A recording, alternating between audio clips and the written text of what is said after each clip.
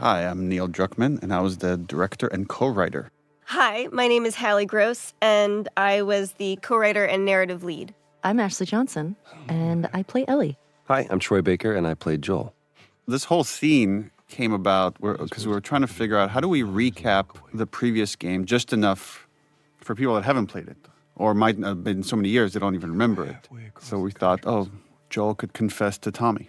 And this was, I don't know why I dug my heels in, and I was like, I do not agree with this. And I had such a problem with it because I felt like this was a secret that Joel was going to take to his grave, and he would just bear this sin. And it wasn't until we were on set, and I'm sitting across from Jeffrey, and I'm watching him just listen to Joel. And every take, we went deeper and got better, and more truth came out. It's really small, but you're right, it's really powerful and intimate of this exchange between these brothers, of just how far they've come since he's rejoined Jackson. Yeah. It's become one of my favorite scenes. The meticulousness of this task of fixing up a guitar.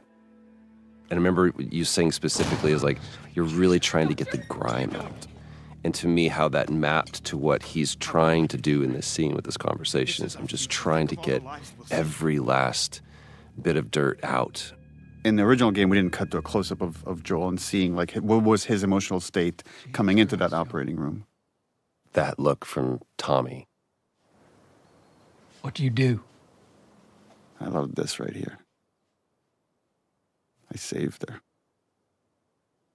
And we wanted some darkness around that statement of like, the implication is I did whatever I needed to do to get her out of there. And the justification, that comes from that. That is the central question, right? And I think that opening the game on that line is so important because Joel really does believe he saved her. And that's the question for Ellie throughout the game of, did he? I remember just so much work we did on this soundscape right here of just leaving you with that kind of uncomfortable feeling of it was a good thing, but there was definitely a lot of darkness around it. It's a great scene for Tommy as well. And now he has to carry the weight of this thing that his brother did. Goddamn. Right now he's not feeling great about it. That's so.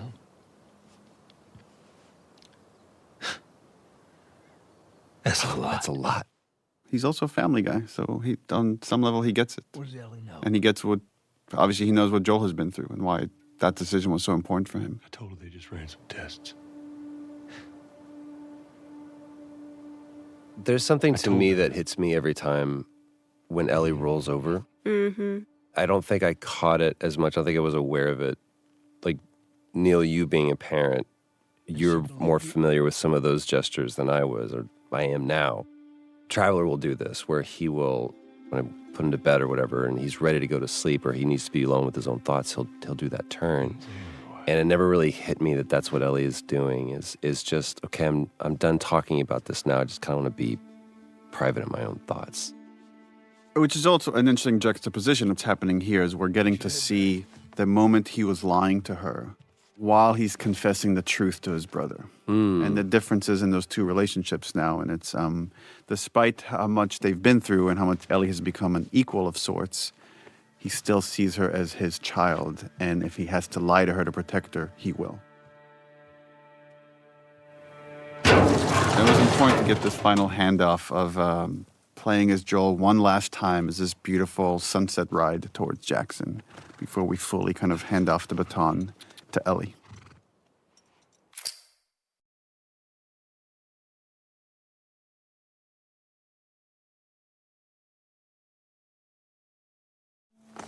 We worked so hard on these transitions to go from cutscene to gameplay. And it was just a change in tech that we had from the first game to the second game, where the first game, all the cinematics were pre-rendered.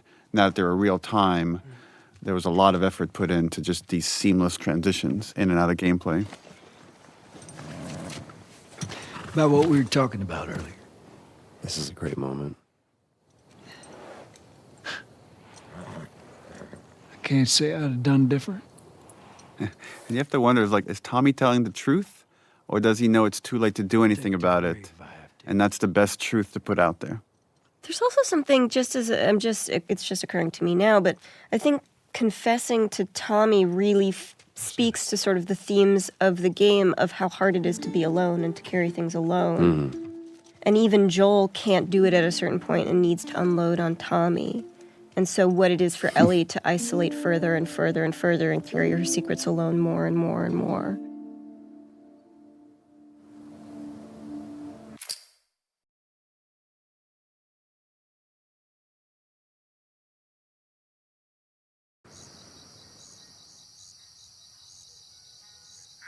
There's her little house. I discovered some people don't realize that her house is the garage. Exterior garage of Joel's house. Look, she's drawing a deer. Oh, and you're hearing Sean James' song, which was the song we did for the teaser trailer. Ellie? Shout out to the environment team that had to build several different versions of this room as Ellie has lived in it for longer and longer and got more and more of her items from the old world that she's obsessed with. Lava lamp. I love this moment of just like, hey, how do you... Jesus. Do you both remember when we did this scene live on stage just for an audience of 100, 200 people? I forget exactly. Like Jeff Keighley set up this one night live. And I wrote the scene just for that. But in the back of my mind, I knew already this would be the opening for the second game. Oh, yeah. And that was... Talking about how impressed they are. Some of that was streamed except for this scene. That right, was just for the audience. We did not stream the scene. There was this, I remember we got it, and then as often happens, there's a team of people that kind of come up to you, and after you go, best that one, that's a take we can go with. And people just kind of clouded around you, and there was a conversation that was happening. We were trying to figure out what it was, and I saw you do your, everything's okay, it's okay, it's fine, it's fine. And then afterwards, you tell me this story that in Uncharted 3, the ship capsizing was one of the most resource-draining, almost game-breaking things that you guys had, one of the most ambitious set pieces you'd ever done. And then in the Left Behind DLC, the photo booth was one of the most resource-draining, almost game-breaking things. He goes, up until you decided to put your thumb in your belt loop. Oh, that's right. Yeah, so actually that's funny because you did that, Joel initially didn't have his shirt tucked in. But in order to honor, again, this little gesture that you did, redesigned his clothing. And the way we did clothing on this game is we actually sourced the actual material and scanned it. So we had to source the shirt, the pants, the belt, scan it, so we could do this one gesture that you did, which was like looping your thumb around your belt. Trust in you.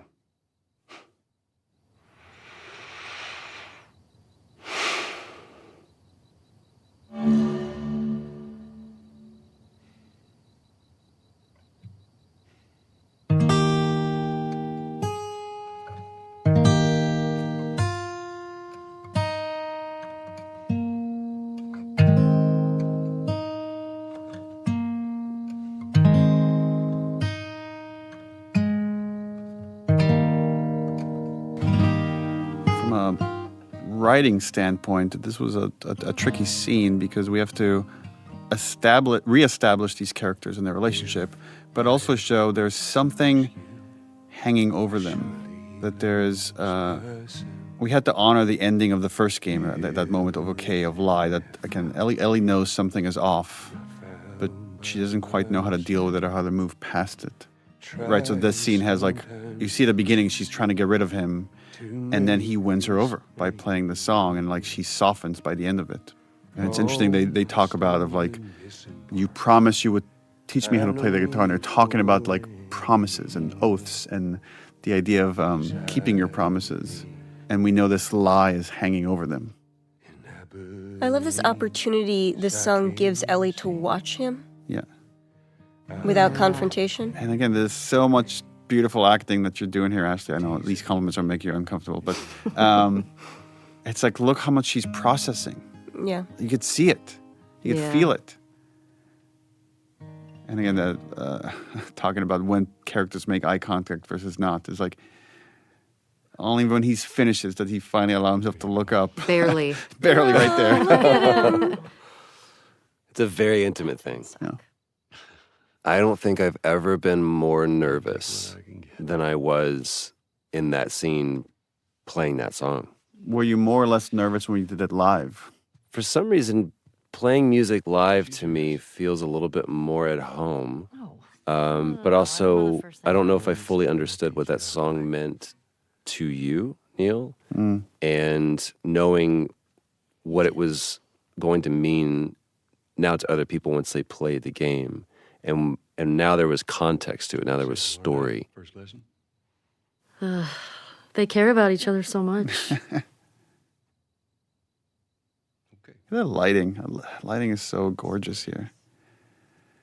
And this was the same pun we had when you both did it live. Do you remember the joke?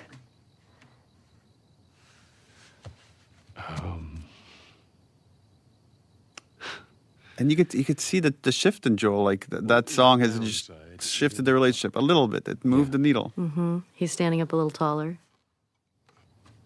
It's time consuming. I love how much he's just trying to reach out to her on her terms. Yeah. Yeah.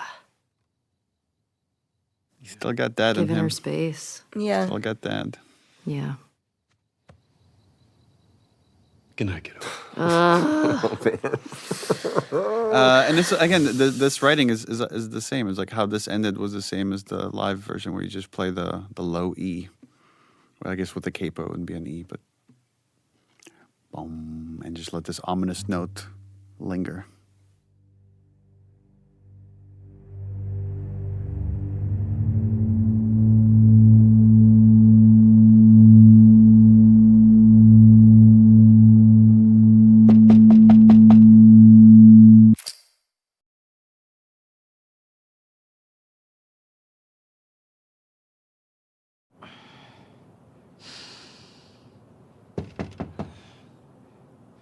Interesting parallel. In Last of Us Part 1, Joel wakes up after the multi-year jump Was that to a knock at the door. was that an accident? No, that was by design. Sorry, I totally overslept. Just give me a minute and I'll Yeah, initially we had the whole dance and the kiss in the beginning. And then once we moved it to the end, we had to kind of, through exposition and dialogue, hint at what happened. It was just Dina being Dina. It's just Dina being Dina. I was talking about your fight with Seth. Wait, you kissed Dina? I love that scene kind of plays out like an awkward thing between them as if they had kissed last night, which is really funny. Yeah. You know, it has this like kind of morning after feel, but it's like not about them, which is really charming. I would never. Yeah, that's true. This is so Ashley awkwardness right here. I love it. Messing with you, man. VV awkward. Like, don't point, don't bring attention to something that I did, please. It's kind of fucked up you did that. Jesse's the coolest guy. He Look at him. is. He's like, he kissed his girl, and he's like, I'm fine. Yeah.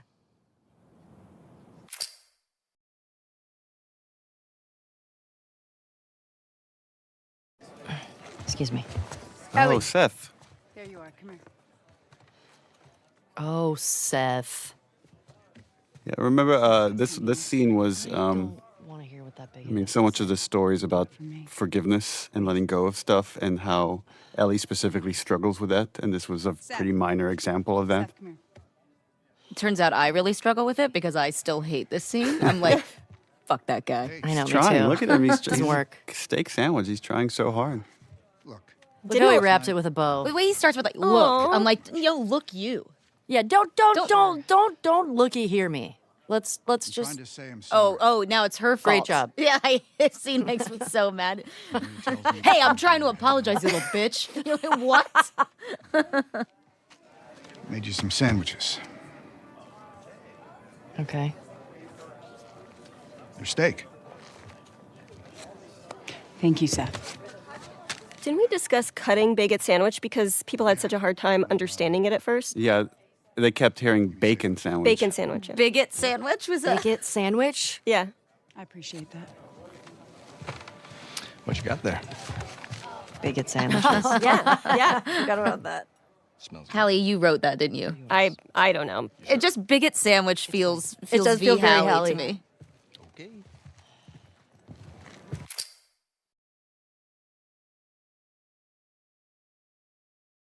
Oh, this is Dina's big intro. Oh, here she comes. I'm Shannon Woodward. I play Dina. I had a really hard time hiding behind nothing here. Well, that's the thing that's so hard about sometimes acting in these things is that like the kids weren't there, and then we like Yeah. later captured kids and kind of constructed all the pieces. Hey. This is a me lean. I love to lean. I just want to say sorry for running off last night. I actually really love this scene. I totally get it. I felt bad. I love the one-liners that you guys kind of riffed on when we were doing the combat stuff for the snowball fight. Oh my God. I still die laughing when I hear you guys insulting children. And I think that was really, a lot of that was just my instinct. Yeah. Your parents don't love you. Yeah, and then I think eat snow, you Eat little snow. No, I Yes. think you little shits. Yeah. Because I think you were like eat snow, and then I said eat snow, you little shit. I think God, it's like I love name calling children. What the fuck? I'm not even playing. Interesting parallel is Ellie doesn't want to do any of this until she gets hit with a snowball, and then it's like, let's make these motherfuckers pay, which is again is a really lighthearted moment of what this whole story's about. Better run, you little shit.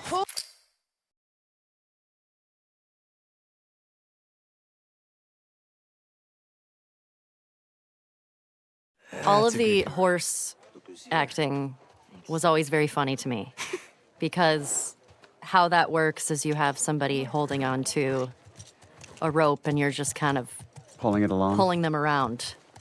And it would always make me laugh. Fun fact, the guy in the stable there is Yuri, who plays Spider-Man in the Spider-Man Insomniac game. That's Yuri? And this was another big scene. Anytime we have a big scene like this, we can only have so many actors in the volume, so this is captured in pieces. And I remember like Troy played one of like the people kind of like, and they were improvising, talking crap in the background. Yeah, and it's not there anymore. There was a bit where he said something kind of goading to me, and it's not there anymore. But then every take we did, I'd call him a new name that I thought was like embarrassing. I'd be like, "Listen, Chad." You come back. Be smart about it. Wait, I actually didn't know there's only a certain amount of people you can have in the volume? Get going. Yeah, just because we start losing data after a while, so to track all the little balls and stuff. Like there's like this, it gets fuzzy. Like above 8, I think it just like gets more expensive, and you're more likely to be error prone, so it needs more cleanup. Yeah.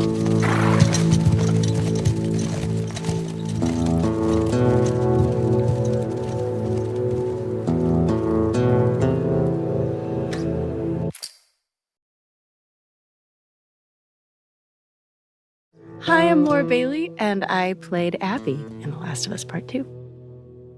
Ominous. And here we have the introduction of this crew, the Salt Lake City crew. There's Neil. Self-insert. And here we have Laura Bailey waking up. This was a repeating motif from the first game of these characters that are haunted by some horrible trauma and can't sleep. The lighting is really nice here. It's really nice everywhere.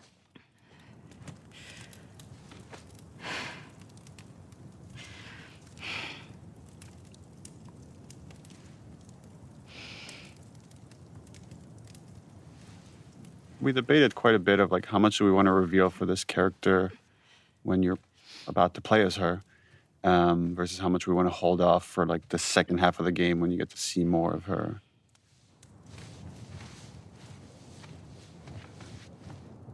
I remember we rated a lot of how much snow he should have on him because he was just outside. This is one of the audition scenes, I think. What were you dreaming about? Oh, yeah. Oh, that's right. Was I talking? It's important to know that we did not want to cast you in this role. I've heard tell that you did not. Just because you're in so many things and you're so iconic. But you were the best. And once we saw your audition, there was no turning back. What are you going to do, you know? Trust me. You painted us into a corner, Laura Bailey. You're welcome.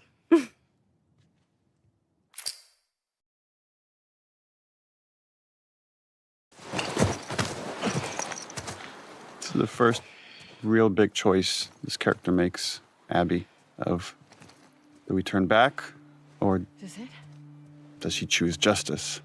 We made it. She's going to end up choosing justice, just like Ellie does later many times. Choosing obsession. You know? It's a fucking city. Yeah. It's also important to note that, when you're acting in this, there's nothing there. You're in this blank white volume, and we're like, okay, it's snowing. You got to act like you're freezing. There's a town in the distance. It's, so weird though. Like, I never, when I try to remember a scene or remember performing that moment, I never think of it in terms of oh, right, we were in this gray volume. I always had this visual of every set that was actually supposed to be there. And I think of it in those terms. But I think that's a unique skill that only some actors have. Really? And other actors without the set, without the costume, they can't get into it. They can't lose themselves the way you and Troy and Ashley do. When I did this audition, Troy was reading opposite me because he was doing all of the Abby auditions. Sure, they'll be happy. And That's right. he forgot all of the lines in this particular scene. And we were just making stuff up. I remember thinking that went really well. These scenes can be very tricky to write, but they're also a lot of fun where you're just given hints of this relationship. And obviously there's some kind of triangle here between Abby, Owen, and Mel. And Abby does a very poor job of hiding her feelings. It's not just that, though. Should I say congrats? When everyone else sees this, they're going to want to turn back. But it's just interesting that, We can convince him. Owen, we're setting up here, he plays this moral conscience for this group. And even here, he's trying to give Abby a way out. Count on you. Abby, I want what you want, but not at any cost. Not at any cost. So it's there's a line here for justice that he's not willing to cross. And she hasn't found her line yet. Well, it's also selflessness versus selfishness, right? He now has, even with nothing else, he now has a baby he has to think about, right? Which is the same for Dina, which is the same for Jesse, which is the same for Joel. But she is only thinking about herself. Well, one could argue she's also thinking about her father, that this is all coming out of love, the love she had for her dad, and the injustice that they all experienced in his brutal murder by Joel's hands.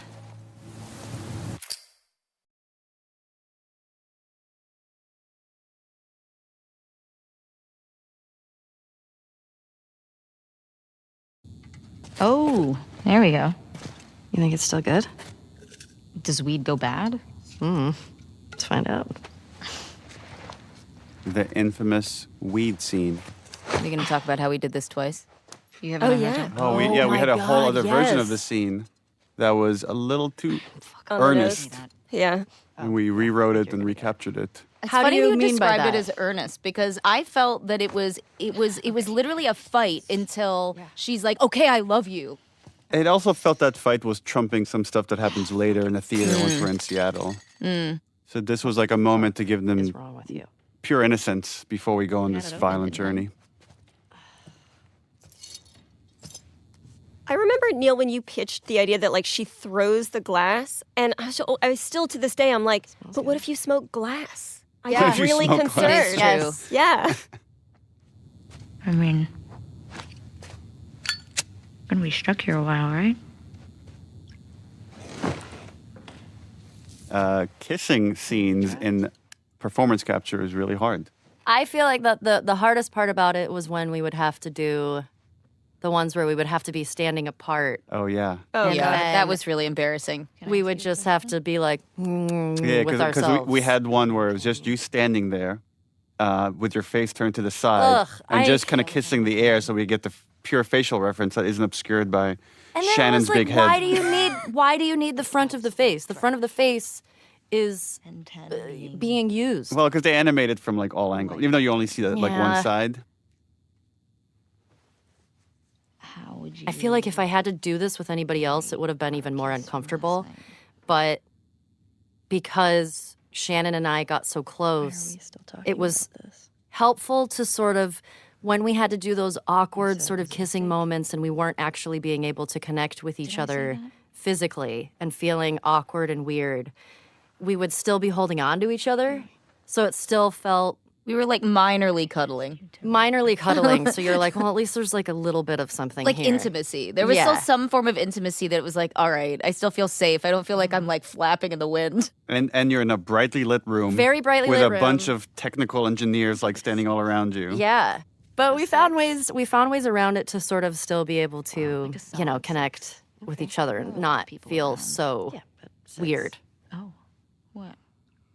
I mean, now I really want I mean, what you're doing is, I think, pretty hard. You're trying to convey years of relationship with this other your best friend, and it all has Yeah. to come across like there's just so much history, and yet there's this still awkward thing that hasn't been realized until this moment. Have you met you? You make me want to go back outside into that blizzard. She's got to flick that joint really aggressively in a second. Flicky. Ellie's so cool here. Look at how cool she is. This better be better than a 6.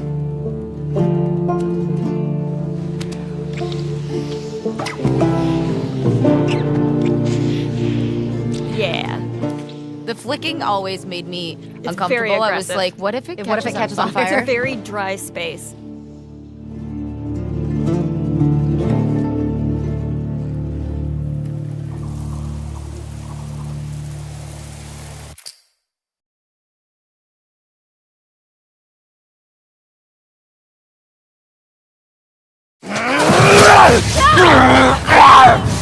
The one guy that saves her life is the one guy she wants to kill. And I think it speaks to the nuance of atonement, right? It's like she ultimately will save 2 other kids in trouble.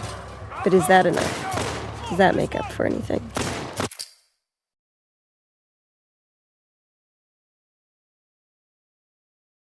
So we wanted to create a scenario for them where, again, and Tommy trying to do the right thing and create some trust between him and Abby, he inadvertently reveals who they are. And you could see right there, like Abby has this reaction that only makes sense for players in hindsight, knowing who she is.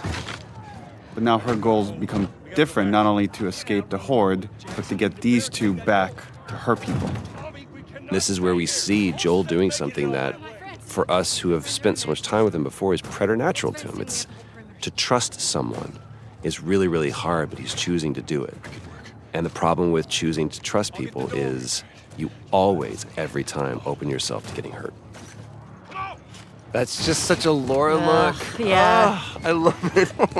It's like, boy, this is a bit of a pickle.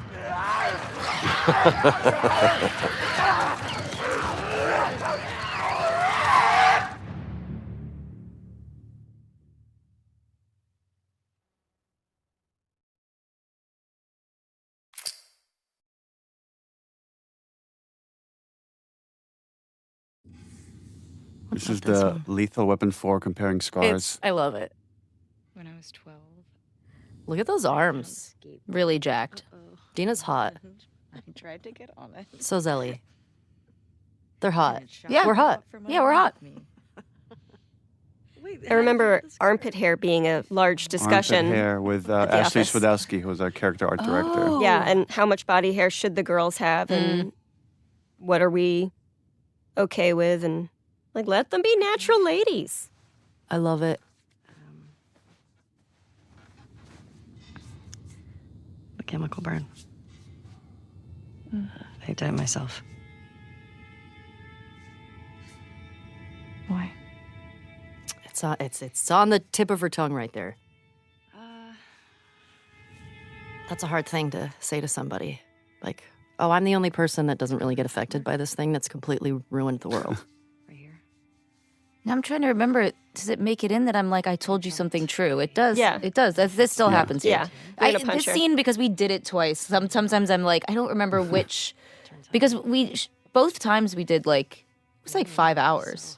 Yeah, they were big days. Ring of fucked up teeth marks and cysts and... Ow! Fuck you. What? Hey! I told you a real fucking story. I did tell you a real fucking story. Oh, you want a bite, Mark? Oh, God. Oh, here comes this scene. Steven. I remember how Shannon, how angry you were at Steven. I wasn't angry at Steven. I couldn't tell why I was mad, and then this was the only real thing I actually fought for was this. Was to make him turn around. I was with you, and I was like, he needs to turn around, and you were like, why? And I was like, it took me a while to explain it to you, and then when he did it, then you were like, I get it. Because I was like, no, because I have to protect her. Pretty sure that was in the script. No, it it wasn't. It was the only argument we had. It's been 3 years. I don't remember. You're probably It right. was I remember this. It was the only thing I argued with you about. And it was because I felt so protective of Ashley that I knew it was right. That I was like, because we were so close, that I was like, turn around. She's naked. Like, Yes, you know, because you guys knew each other intimately, but Ellie and... Exactly. And because I had to, like, I wanted to prove to you that I was loyal to you and not embarrassed because he was there. But I love it. I feel like it shows so much about how strong Dina is and how loyal and sort of just, I don't know, I love that. I feel like that little moment says so much about Dina.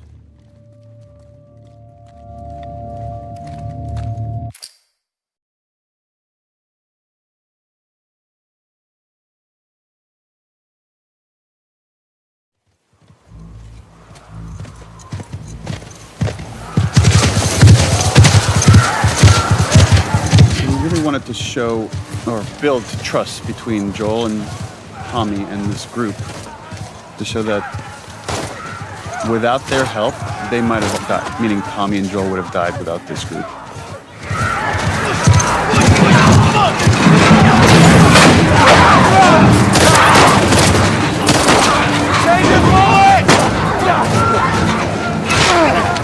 Another one where I think I'm like screaming out to all like the actors, okay, now they're burning, now like there's a lot of fire. And you gotta speak up over the storm. Again, none of those elements are there.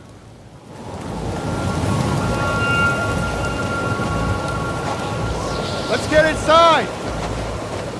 And right now, only Abby knows what's about to go down. Everybody else thinks like, oh, we just found friendly people that helped us along.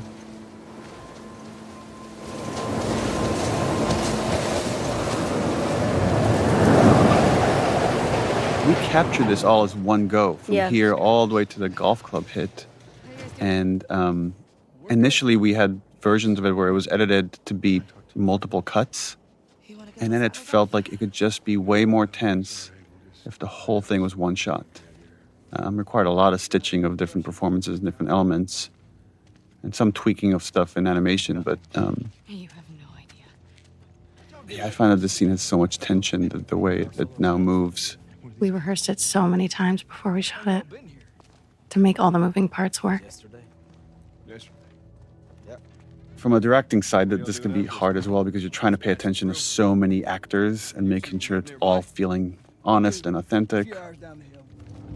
Y'all should come back with us, restock before we head out. Appreciate it. Again, there's no ambush here. They're all being authentic This is my brother.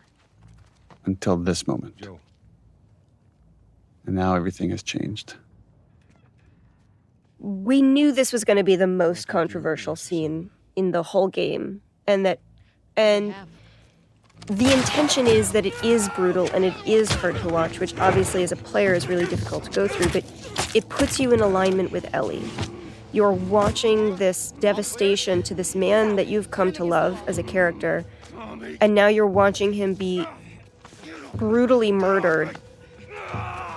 And it should be upsetting. It should hurt. A lot of people are still really upset about it. But what a faster way... I can't think of a faster way to help you understand why Ellie is going to go as far as she's going to go. Because we're there seeing how this thing was stolen from her.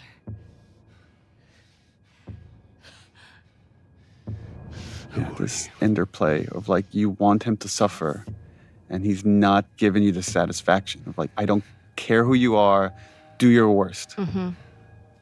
And you try. Yeah. You try to do your worst. Joel's not a man who begs. That is a conversation I had with Troy about how prepared he was. He's lived for 20 years, 25 years at this point of like just always accepting that this day might come. Something like this will happen because it always happens in this world. Yeah, it's irrelevant to him who they are or why they're doing this because there are so many people who could want to do this to him, given the life he's led. I just remember shooting it and being like, this moment you've worked towards for so long and wanting it to feel right and wanting it to feel good.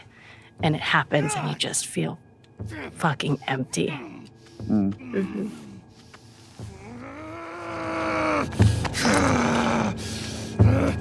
I think we've talked about it, Neil. Like, you had talked to me about this role and you told me about this character, Abby, and you told me what you were planning for her. And she had like a different story, I think, at the time, how they met and everything. But I was excited and terrified because, like, as a player, that's traumatizing. And I didn't know how people were going to react to it. You don't get to rush this.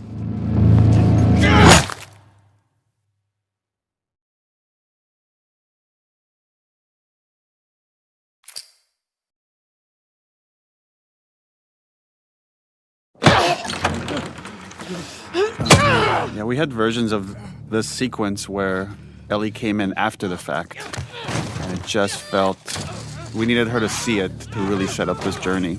Yeah, this was rough. This was a rough day on set because I knew we were losing a character that we all love very deeply. You know, even the imaginary circumstances of that are just hard. It's also our, you know, all of our friendship, my friendship with Troy. So just seeing that and... What I remember more than anything is, you know, we're going through the mechanics of it, and we're stupid suits on a soundstage, and there's all of these machinations and things that are keeping it goofy. But the one thing that cuts through the din of all that is when I look over at Ashley. Because being the great actor that you are, all of those things go away, and all you see is the moment that we're trying to create and the reality of what this scene is for you personally. And everything that I'm feeling, everything that I'm thinking is gone because I'm just watching. And I don't know if I'll ever be able to watch that scene without it bringing me to that place, ever. But the thing that has been proven to me is because of the way that I feel, because it's so hard, it is absolutely the most honest, perfect version of this story. There's no other version of this story. There just isn't. And for this version of the scene, it was important that we were in Ellie's head, that you don't get to hear this conversation that's happening around her. But this was just about the ringing of the ears of pure hatred and anger that she's experiencing right now.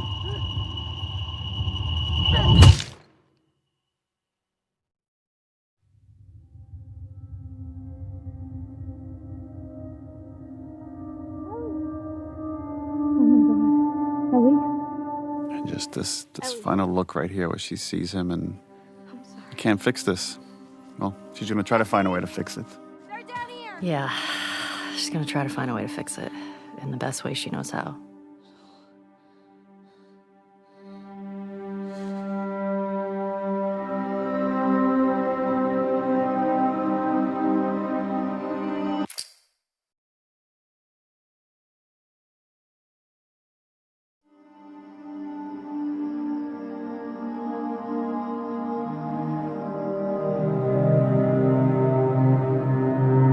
I love this scene with you and Jeffrey. Brings you Tupperware with food. Oh yes, this was one of my favorite scenes to shoot. I love working with Jeffrey. You're so brilliant how it goes from this really sad, mournful place to just slowly rage over time as you're not getting what you want. Also, this emptiness you have just from that look out the window there to like this, that like bereft, it's just really right on point. It's just so good. Hey. Hey. Jeffrey here is quite brilliant. Is like Yeah. he wants to go after the people that hurt Joel. So there's like the emotional part of his mind and the rational part, and they're kind of in conflict here. And like he's trying to do what's best for Ellie, which is to say it's not worth it. I also really love how the blocking of this scene worked out, because I love that neither of them can look at each other. They're not facing each other. Marie wants to make sure you're eating. Oh, and Jeffrey's voice. It's so She can't stop us. scrumptious.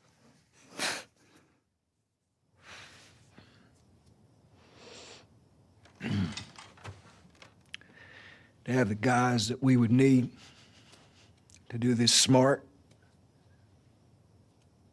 we'd be leaving Jackson vulnerable.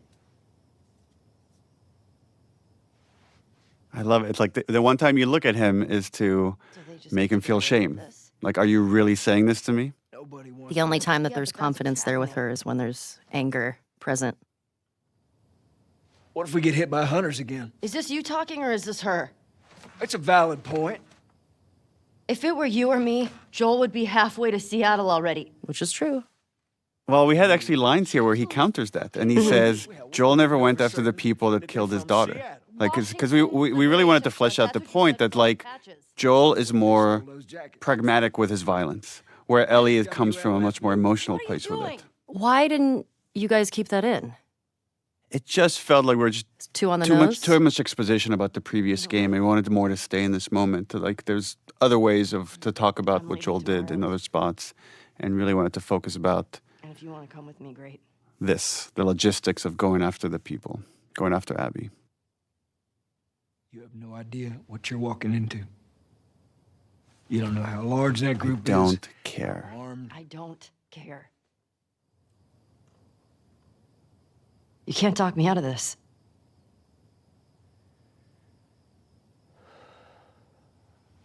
Again, this moment of decision where he's like, in order to protect her, I'm going to have to go by myself. And he's like, now he's lying again. Not dissimilar to Joel lying to Ellie to protect her.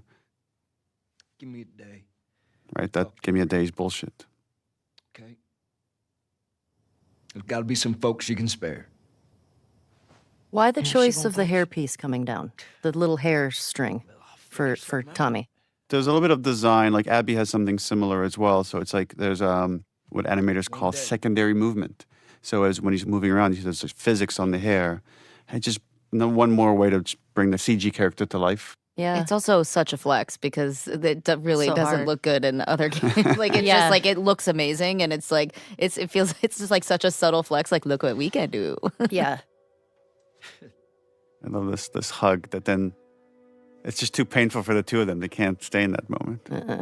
That's too uncomfortable to be vulnerable. Got too much shit to do.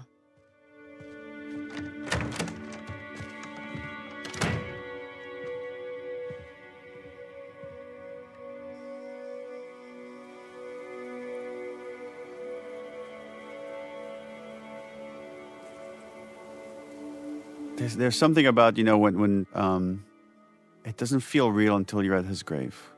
Like there's a part of you, maybe because you play you play video games, you watch a lot of popular movies, you keep thinking he's going to come back somehow. And then it's like, no, there's his name on that gravestone.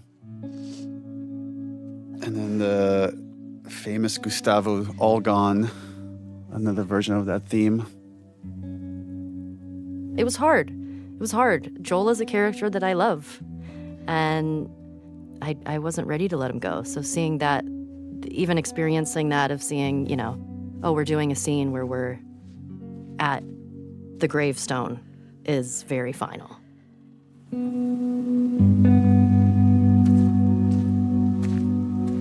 I love it. I love that Dina was there the whole time and we didn't know that yet. Not looking on, just sort of giving Ellie her moment. I remember when we were doing that, I really did feel like I was like really trying not to listen to you. I felt that too. You did? Yeah. It's like, I'm right here if you need me, but It's I'm like, not I'm not listening. listening. You know, you have your privacy, but if you need me, I'm here.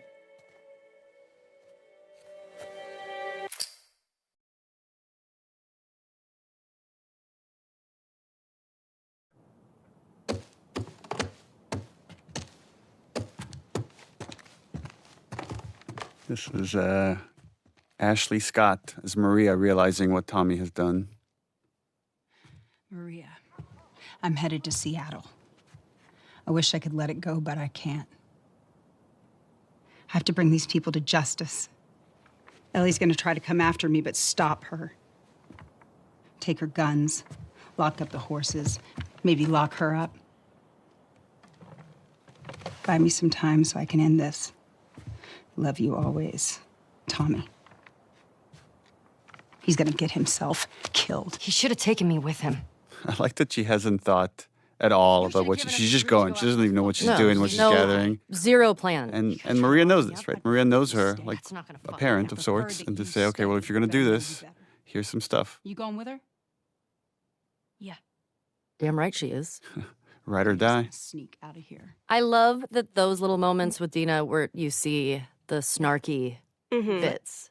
And it's funny because, like, this whole section here, I constantly felt like anytime we were dealing with Joel or anything about Jackson there, I was like, oh, this is none of my business. You know, like, it felt like I shouldn't be there. Like, and even in that scene there, too, it was like, well, I mean, yeah, I'm going with her and I'm here to be with her, but all of this stuff predates me. So all I could do were kind of these little things that were almost like for your benefit to, like, kind of support you or be like, I saw that. That was a lot. Are you okay? Like, oh, you boy, know? she's a lot. Yeah. Do me a favor. It's that weird feeling of letting someone that's grieving have their space, but offering yourself to help them in any way you can. Of course. All right. Get going. You're losing light. I really remember the end of this scene and this look that I give you. Like, well, that was a lot. I think, yeah, here it is right here.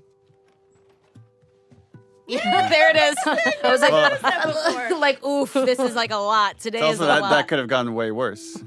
And here it's still there. I'm like, all right. This shot right here with the light coming through Ellie's ear is just so gorgeous.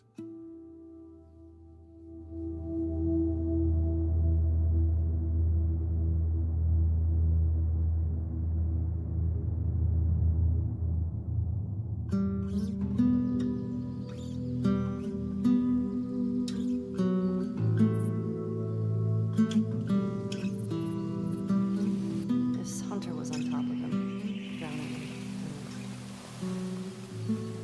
Joel couldn't get to his gun. Jeez. Were you scared? Well, I didn't even think. I just ran in there, grabbed his gun, and shot the guy in the face. How old were you? 14.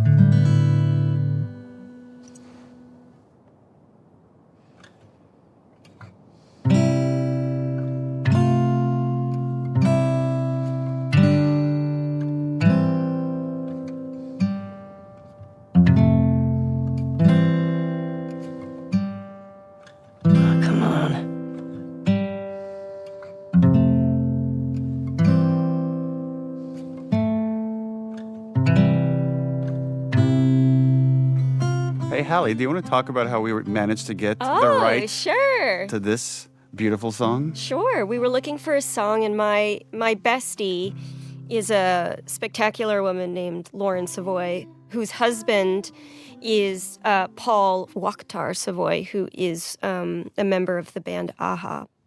And so I reached out and said, would it be possible to get this dope-ass song in the game, and they were like, yeah, let's do it. That's amazing. That's great. So it was just a lucky happenstance that we were able to pull it off. But it's great because now every time, like two of my favorite things are combined forever.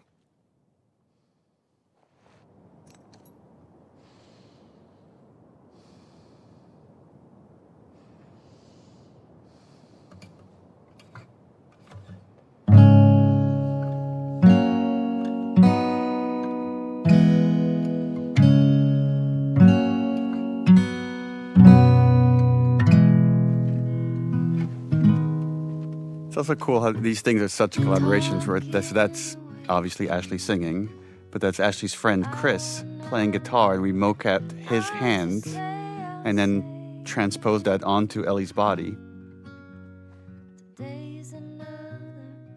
I loved this game mechanic. So fun. This is my favorite missable moment in the whole game. The fact that this is optional, I think. Remember how much we talked about the fact, because so many people love this, and we're like, and then there were people on the team that argue that you should not be able to miss this, but it makes it more special knowing that you might have missed it. You got to earn me staring at you for several minutes.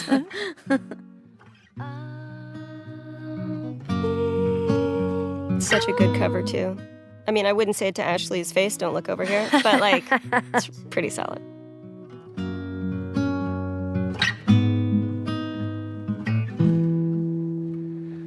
Needless to say, I'm odds and ends. When I see Dina's looks over here, my interpretation is that she's remembered all the times that she was falling in love for Ellie in the past when she was with Jesse. Because they're talking about this has happened before, and she played this song. And the other character moment that's interesting here is the song she originally played here when she picks up the guitar is Future Days, is what Joel teaches her. And as soon as Dina walks through the door, she stops playing that song because she doesn't want to talk about that. This is actually, I think, canonically the first time you will have seen Ellie successfully play guitar since the opening scene where Joel says he's going to teach her. Yeah. So this is the first moment that we realize that he really did teach her. So it also represents not just her relationship with Dina, but... Oh, you're right. It's every time she's picking up a guitar, there's a connection to Joel. Every single time. And we were when we're making this, we kept talking about what are different ways we could remind you of Joel, because he's not there. Make him a ghost. But he's present. There were versions where we talked about having Ghost Joel. Ghost Joel early on. talk to Ellie, and it just felt a little too campy for this story. I wanted to. Me too. All right. We should keep moving. Yeah.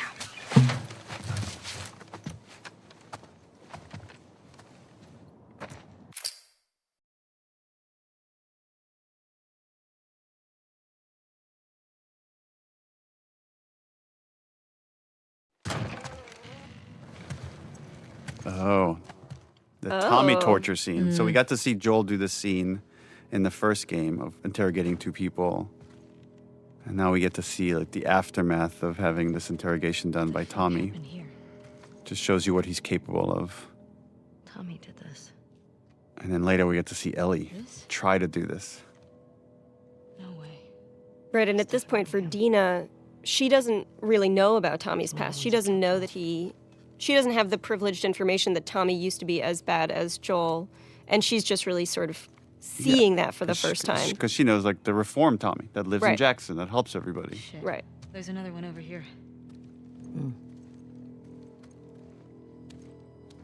Yeah, I remember we iterated a lot on the lighting of this room and trying to give it the right vibe, that it wasn't too bright or too dark. I don't recognize him. And that's really important. I don't recognize him. That shows Tommy killed someone that wasn't involved in Joel's death. That there's already starting to be this cost of whether this person is innocent or not, who knows. No, he wasn't. Ask this guy a question, but you don't make him say it, you make him write it down. And then you ask this guy. This is the worst board game ever. Telling the truth.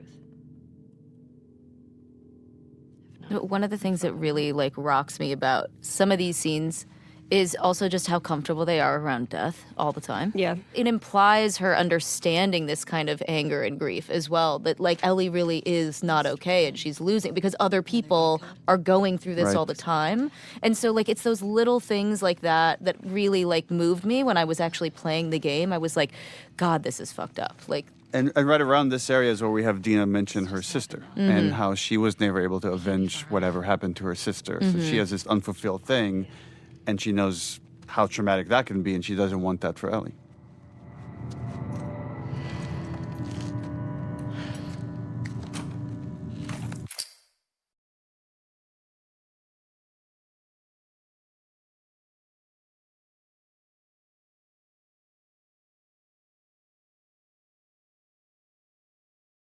So this is the first contact with the people that killed Joel.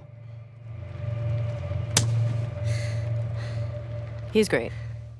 Yeah. Chase Austin is great. And fun fact, Chase played young Sam Drake in Uncharted 4. How'd you find us? So ballsy. Big scar across his face. It's funny.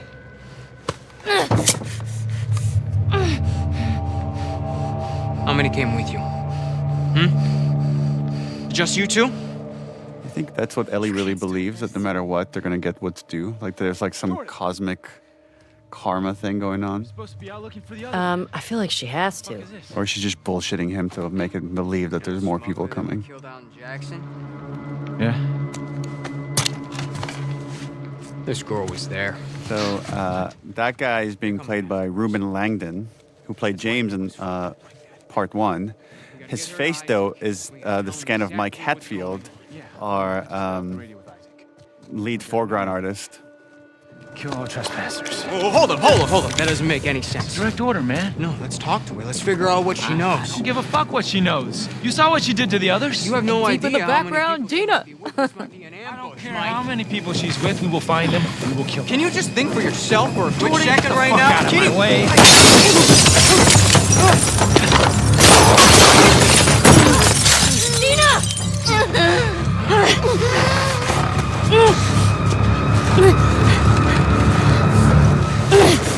Jesus. Come here. Dina!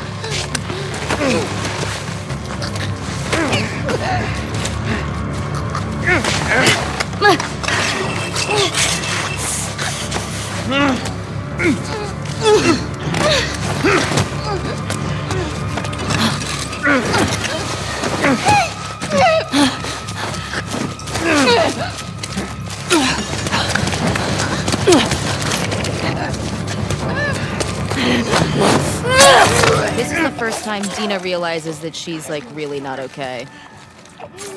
She's like, what the fuck? Yeah.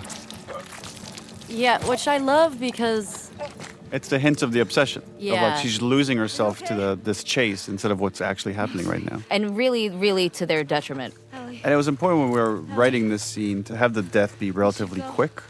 And then you can't even linger and think about it. And again, this just kind of pushed forward of like, maybe the next one will be more satisfying. Or maybe the one after that will be more satisfying. I don't fucking know. Come on. Fuck, Ellie.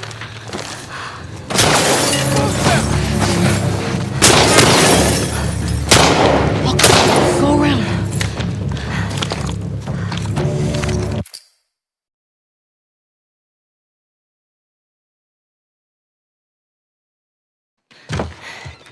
The first kind of like draft we have of all Seattle is Sucker Punch Games made Infamous Second Yes. Son, which takes place in Seattle. So they gave us a 3D model of all of Seattle as a Wow. starting point. And then we just spend a lot of time just like mapping out the entire story and where like Ellie and Abby go. So we have this very intricate map of all the location. And based off of that, we said, okay, now we need a map that they could point to in the cinematic to get us to the TV station as the next location. I remember one of my first meetings, or one of my early meetings at Naughty Dog was with M, and she who's a lead designer at Naughty Dog, and she had spent a lot of time figuring out how Seattle would be flooded in the future. So a lot of the actual flooding you see is is semi-accurate to how it would happen if there was that much water happening. M was the one that pitched Seattle initially. Oh, really? Because she felt that it had the most kind of unique locations that we could move through and had a lot of verticality within the city. Let's go get Leah.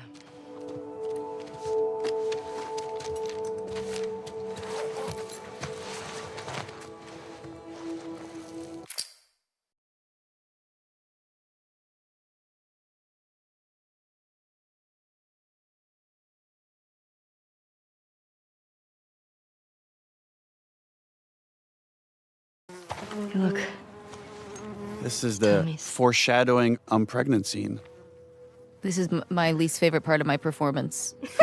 I'm not kidding. Nauseous performance. It really, every time I see it, I'm just like, it's not good. Is that your Achilles heel? Oh, there's a lot. Hiding behind walls and, no. You could hear the puke splashing on the ground. I did hear that. They helped me there. And that, again, it's another one of those things where, like, the audio department, let me listen to, like, several versions of puke hitting the ground and picking one. Ew. I always feel like whenever I have to act like I'm throwing up, I always start dry heaving. Because once you get that, then you're like... Like a cat with a furball? Yeah.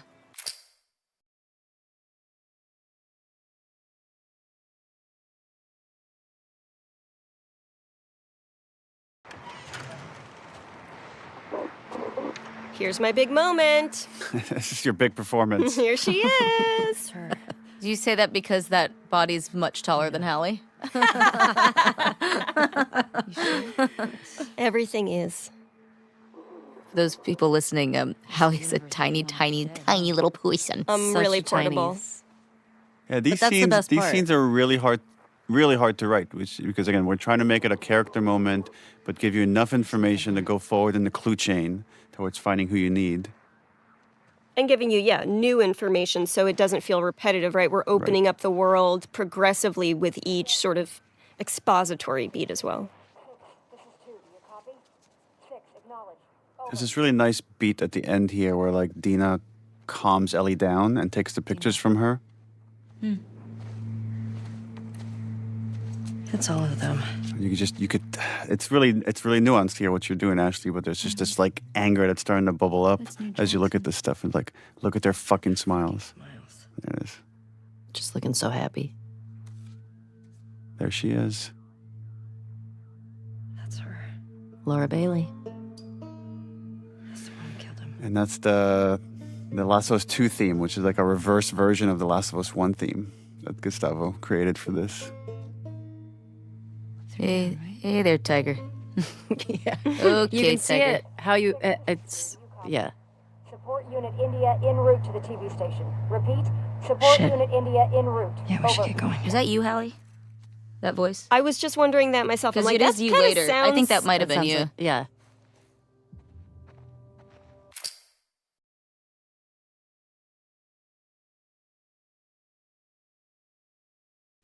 Oh, Here. this is Yeah, the the mask scene. break. I remember just fighting. I was like, I just have to make sure her hands never touch the mask. I remember talking to you about this, Neil. Like, you were like, it's like she's committing suicide in front of you, is like what it is. Oh, like, yeah. you 'Cause as know, far as you know, she is. yeah, and so that's where that reaction came from, was he was like, she's killing herself in front of you, is what it looks like to you.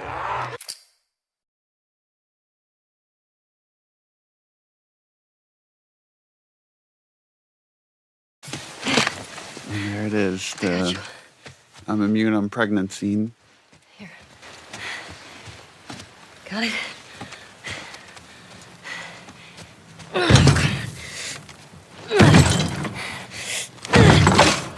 Yeah, it's just, this is where the obsession, I think this is the first time it's really getting in between them, that there's now personal conflict starting to form. Yeah, there's a real standoff towards the end of this scene, too.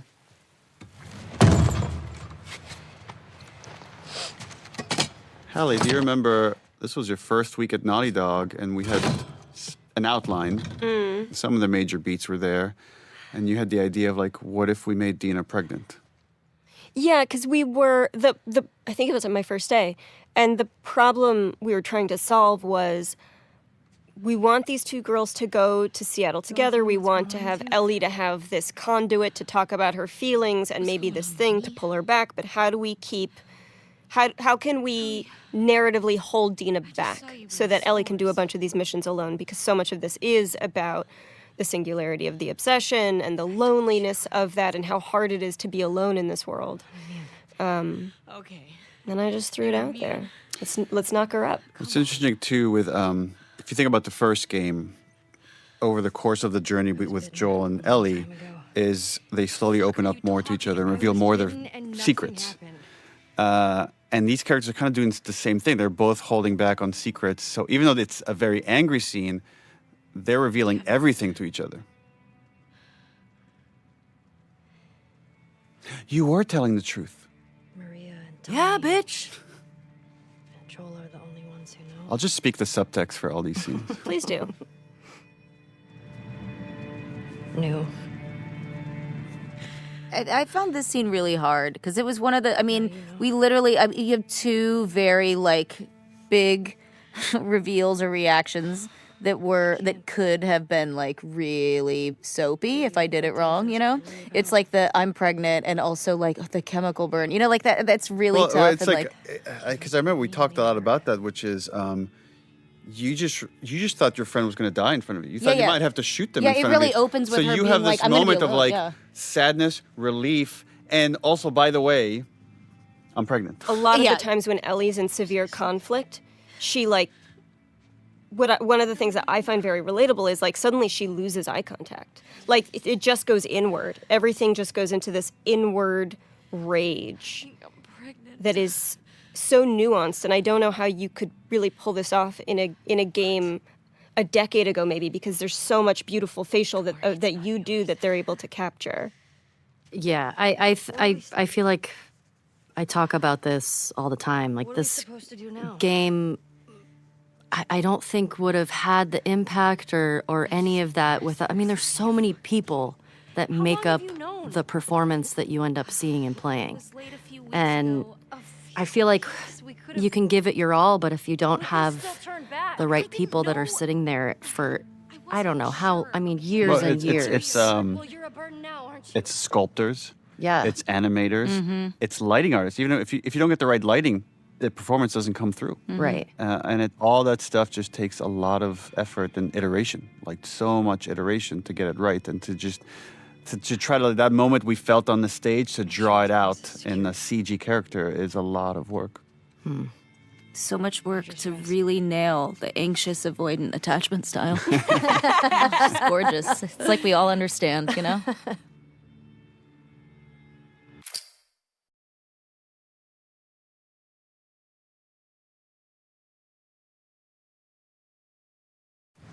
The way she handled it, it's almost like a religious artifact or something. That there's it's like a medium. It's like a connection to Joel. Yeah. Well, it is, right? Because we tie it to every flashback. Yeah.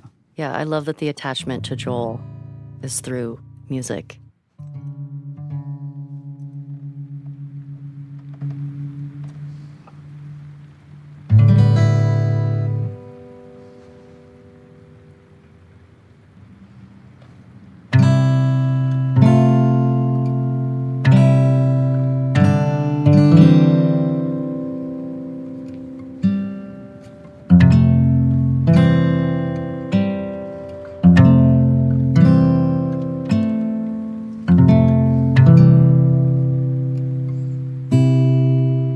Over the course of shooting this, how long did it take to shoot?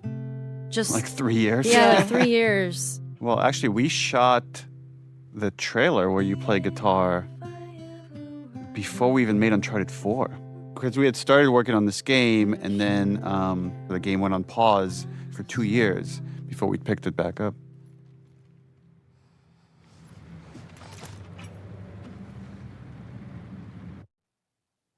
Hey, look, Ellie's learning.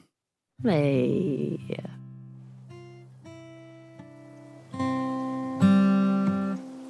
One of the things I really appreciate about your performance, Ashley, is how you're able to so seamlessly jump between these different ages and different levels of innocence that this character has. Thanks. Just need to build up your callus. I also now watch this. I'm like, that guitar is so expensive. Why are you just leaving it? Just leaving it out there? Yeah. Oh, shit.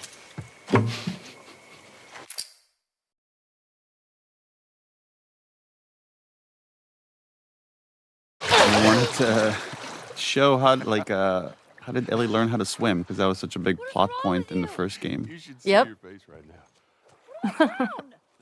It's just nice to see things were okay for a while between these two. I remember feeling, this is a good thing to be back into. Like we're jumping into summer. We're jumping into, like you said, when things were good.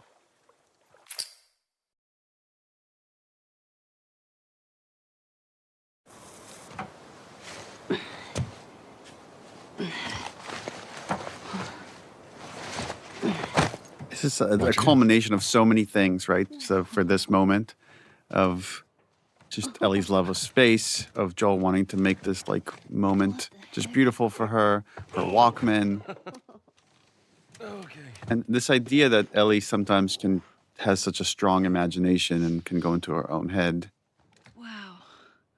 Actually started with the comic book, the American Dreams comic book. So when she looked at the Raj's arcade, she was able to picture it with like children running around. It's like the idea that she's so in love with the old world that she does whatever she can to kind of live in it. Happy birthday, kiddo. And that's we got the idea to really go in her head and make you feel as if she's traveling to space. Take it.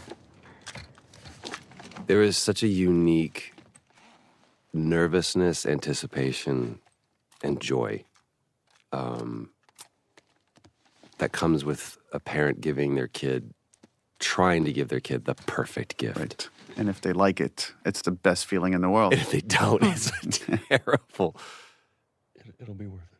Close your eyes. And for people familiar with the first game, the DLC of Left Behind, there's a big parallel here for when Riley tells Ellie, close your eyes. And she makes her picture this arcade game. And it's like as if these two people just know Ellie so well of what would make the perfect gift for her. 15 seconds. Guidance is internal. 12, 11, 10, 9. Ignition sequence start. 5. And again, our lighting team did such an awesome, because there's so much that needs to be conveyed here with just lighting. And so they're animating these lights and then changing the reflection on the glass. There's a lot of tech here, a lot of careful crafting to get this moment. I also love that we're just with Ellie in this moment, you know? It's like you just need Gustavo to do this little riff. That's it. And it takes it over the top. Oh, the scene is so beautiful but so sad to me. Just because I know what's coming. And just seeing Joel trying so hard to reconnect and regrow this relationship with Ellie again. You can see his guilt. You can feel at least shame. It's like, but yeah, I watch it and I think it's such a beautiful scene, but there's that level underneath it that's heartbreaking to me. It was really important for us to have these happy memories that are obviously mixed with like some negative feelings she has about Joel and the choices that he's made. But ultimately, I believe the positive, the happy memories overwhelm the negative. Well, I think Ellie is so driven by her own shame and guilt, and you need to know why. And it's because there was something worth saving. There was a true loss here.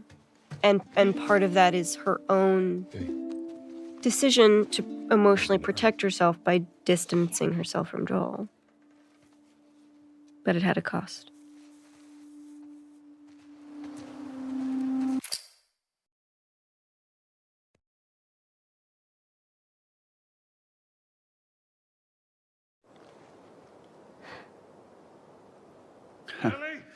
And no matter how happy a sequence we have, it's just this lie and this choice that Joel made is hanging over these characters.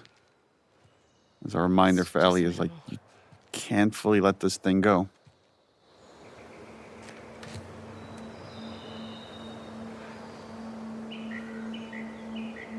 Awkward. Let's get a move on. I really don't want to talk about this right now. It's always so exciting to see, because obviously when we're shooting this, we're on a soundstage and I picture us being there, but it's always so much better when I finally see it in the game. It's always such a better version of it than I had in my mind.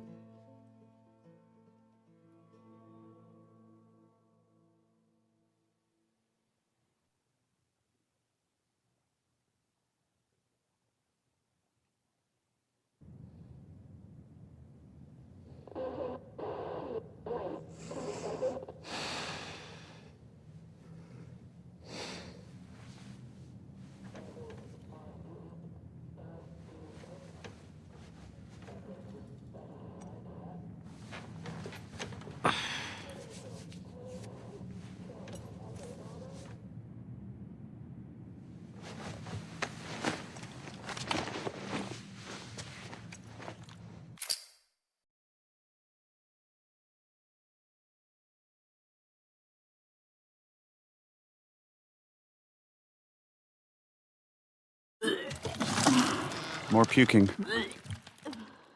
This is, you could really hear the puke splashing. This one I feel more comfortable with. Hey.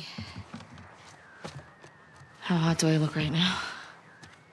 Be me to be fixing some kind of computer and then puking in the middle. Really proves how much Ellie loves Dina, because going up to someone that just puked and getting close to them, that's a lot. I mean, to be fair, she did stay up all night tracking the radio stuff. I know, but she also puked. Like, listen, if I had to date one, I think Dina. Oh, for sure. For sure. I would steer clear of Ellie. Maybe Tommy got to him. Maybe. What about her?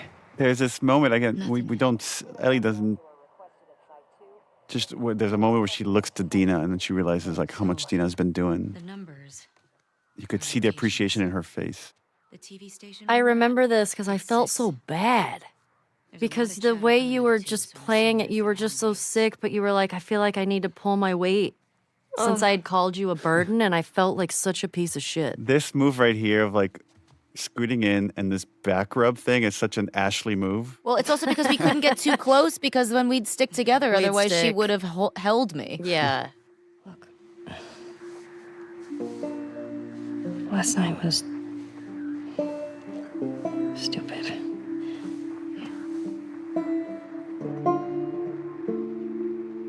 Casualties reported in 14. All available units report. Over. This is Site 13. Unit Lima nearby. How many scars you got? Over. Negative on scars. Lone male trespasser. Armed. Lone male trespasser. Yeah, and then this was, again, we wanted to leave Dina behind because we wanted this Ellie by herself, just these really lonely pursuits. And I felt like it was really hard to justify how we're going to pull it off. But I felt like this scene does a good job of, it shows Dina tries. Like, even if she feels like shit, she wants to be there to help Ellie. Okay.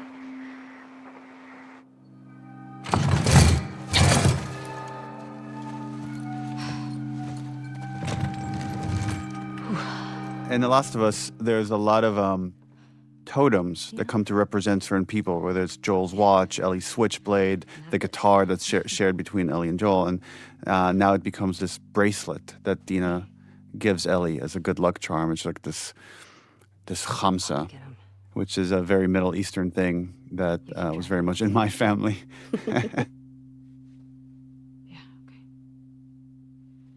Yeah, I love that. I love that she gives it to her for. Wait. It will keep her safe. It's a khamsa and an evil eye within it. It's for good luck. I don't believe in luck.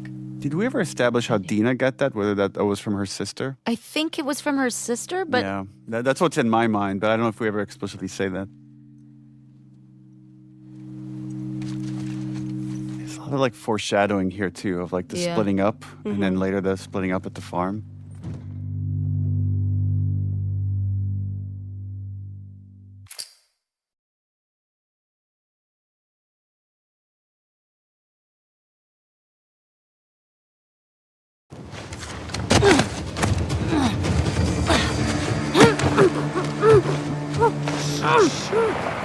is the scene that everybody hates us for. The great mislead. The great mislead. Yep. I guess maybe we should talk about that. When we released that first trailer for the game, a lot of people guessed that Joel was dead. And we were worried that after that point, it'll be too obvious. So how can we throw them off the scent? And that's when we came up with the idea of swapping Joel and Jesse here, which I have mixed feelings about in hindsight. It got people excited about something that wasn't there. And, our motivation was in the right place of trying to protect the story, but didn't maybe think it through of how it might upset some people. I remember when that trailer came out, then everybody I knew assumed that then it meant I was going to die. Right. And which then we just leaned into with other trailers. Yeah. And everybody was like texting me being like, oh my God, you die. Like, and they were like, it's so embarrassing for you. I was like, what? Wait, I can't say anything. And I was just like, lol. LOL. Haha. Meanwhile, I think when the trailer came out, we were in the studio that day. We were doing VO. And so we were like watching all and I was like, yeah, uh-oh. I also like that we get to establish, Jesse's in charge, but we never get to see why. Why is this guy so good at what he does? And now we get to see it and get to experience it in gameplay. Okay.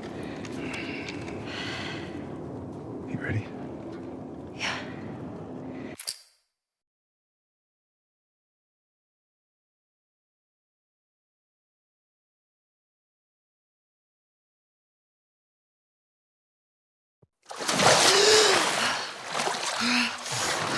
Yeah, and then The Last of Us, unlike Uncharted, we don't rely as much on set pieces, especially big stuff like this, but this was such a climactic level that we called Rescue Jesse, that we wanted this climactic driving sequence where they crash in the water.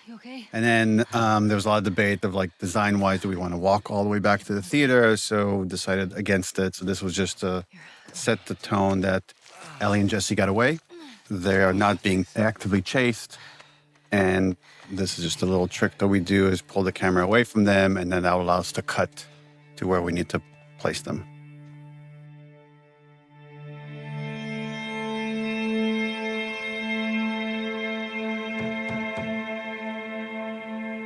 Also an interesting dynamic that we talked a lot about, this triangle between Ellie, Jesse, and Dina. And the thing we really didn't want to do is any sort of jealousy about are Dina and Jesse going to get back together. It was never about that. Oh my God. But it was just more Ellie feels isolated. You okay? And in some ways, I'm curious to hear what you think, Ashley, but I think she kind of wants to be. She doesn't want to be part of this reunion, and she just wants to dwell on what's next. Yeah, I mean, that's how I feel like I was trying to play it, because I can relate to that. When you're going through something and you're like, I don't want to go through this with anybody else because it's going to be dark. So I'm just going to do it myself. I heard you sick. That sequence takes us to one of the flashbacks. There's a whole history with Joel and how Ellie feels about Joel and what Joel did in the hospital. And she doesn't let Dina into any of that. This is just their own personal thing that she's carrying. And she's still wrestling with that after his death. Ellie is very not great at talking about her feelings, which I think is why she's on this mission, because she's not using her words.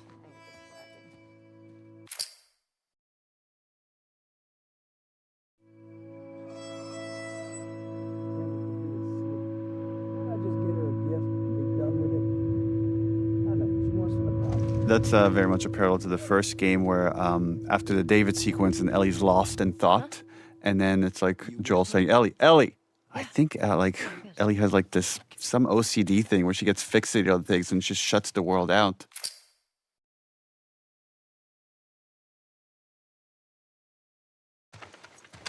I love how funny Jeffrey is in this scene. Mm-hmm. He's such a yenta. Yeah. Y'all shooting up there, right?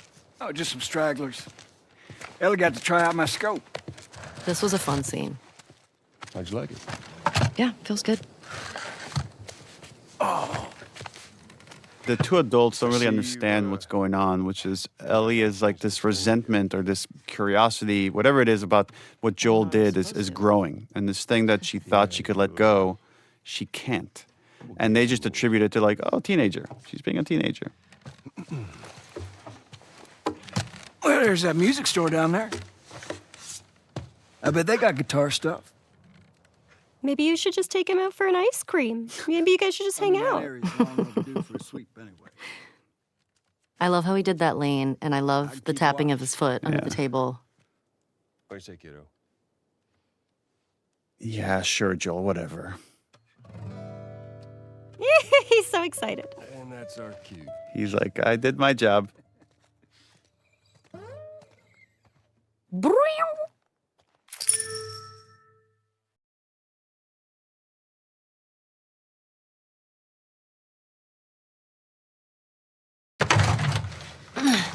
Yeah, the engineering of this scene, it was important to show that the constant cost of having not made a cure.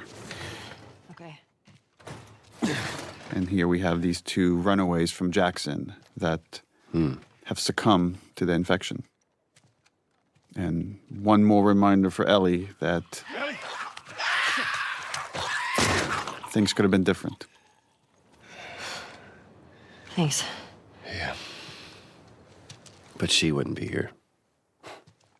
We're also ignoring one of my favorite exchanges in the whole game, which is realizing that Joel does not know that Ellie is gay at this point, which comes right before this. Oh my God, that's right. Where he just assumes there's something going on between her and Jesse, and she's like, she's like, please sure, don't. for sure, totally. Yeah. It's like he sees her, but there's like a little bit of he can't quite fully see the full her. Jackson is a wonderful place, but we got tired of hearing the stories of people suffering everywhere else. These are some of the hardest scenes to do, where there's just a lot of exposition and making it seem natural, like as if she's reading this note for the first time and reacting to it. And again, you two did just such a fantastic job of just, I always feel like I'm just watching these characters. With Adam and Sydney.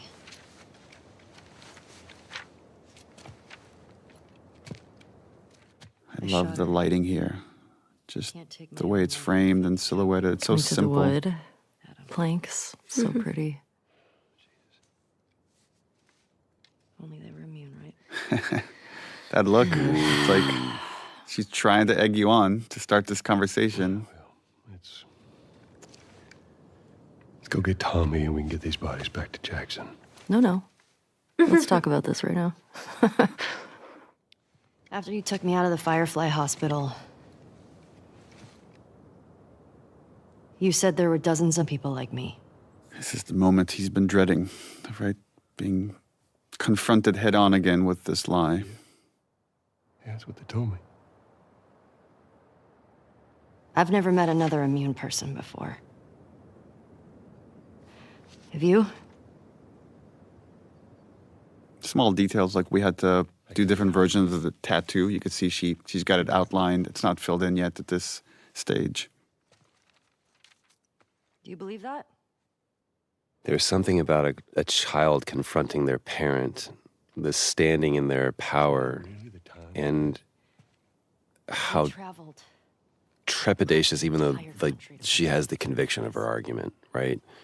But just how it still is a thing to stand up to your parent and see me as an adult. Why did you pull me out of there while I was still What he's doing here is kind of fucked up, though, because he gaslights her. He's saying is like, you're bringing this up now next to these bodies, and he's making her feel shame for having just brought up this topic. Right. Maybe if you just would have given them more time, they could have figured something out. There was no cure. That is what I've been telling myself. There's nothing that could help these people or anybody Like, else. how many times have I told myself this? Like, if she ever asks, this is what I will would I tell say? her. Yeah? I know you wish things were different. I wish things were different. But they ain't. And he just shuts it down. Again, it's such great performance with very little dialogue, but you could see how it's just breaking her heart because she doesn't believe any of this. No. Is there something else you'd like to rehash?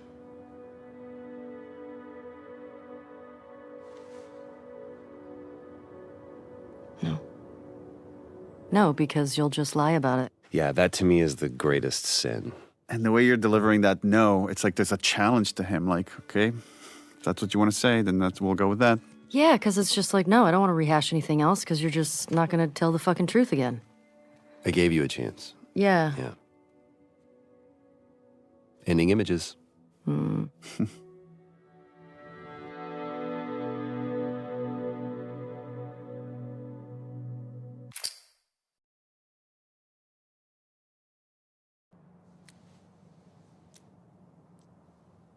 Oh, I liked your action here, Shannon, which is use your teeth to cut the thread. Yes, same. Did I do that? You did. Yeah. That adds up.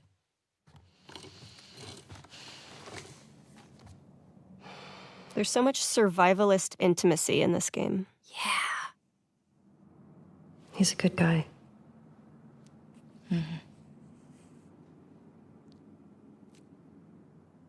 Why didn't you tell him? There's so much you could read out of those faces. Yeah. There you go.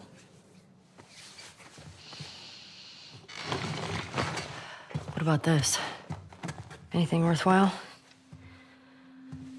And there's that fucking map Yeah, this again. is this is where the conflict starts to bubble back up between these two. It makes it so much more sad because it's like, just stick with Dina. Look how you have love and care. It's so interesting because it's what The Last of Us is about. It's like Yeah. within this room right now, you have like two kinds of love. There's this very positive one with Dina, and this kind of negative one of like, I gotta get the people that hurt the person I love, Joel. Wait, you're gonna go now? Yeah. And where now the negative one is trumping the positive one. Just wait for Jessie to rest up. She could be gone by then. She's got to make the lamb stop screaming, you know? We know her location. And she's using Tommy as an excuse in a very minor way now, and a much more significant way later. And it's funny. It's like all these people, like Maria, Tommy, and now Dina realize I can't convince her otherwise. She's just gonna go do it. So all I could do is support her. Well, it's addiction narrative, Yeah. right? It's like come help me with this, please? you have to wait until And they it's- bottom out. And it's the foreshadowing that eventually Dina says, I can't do it anymore.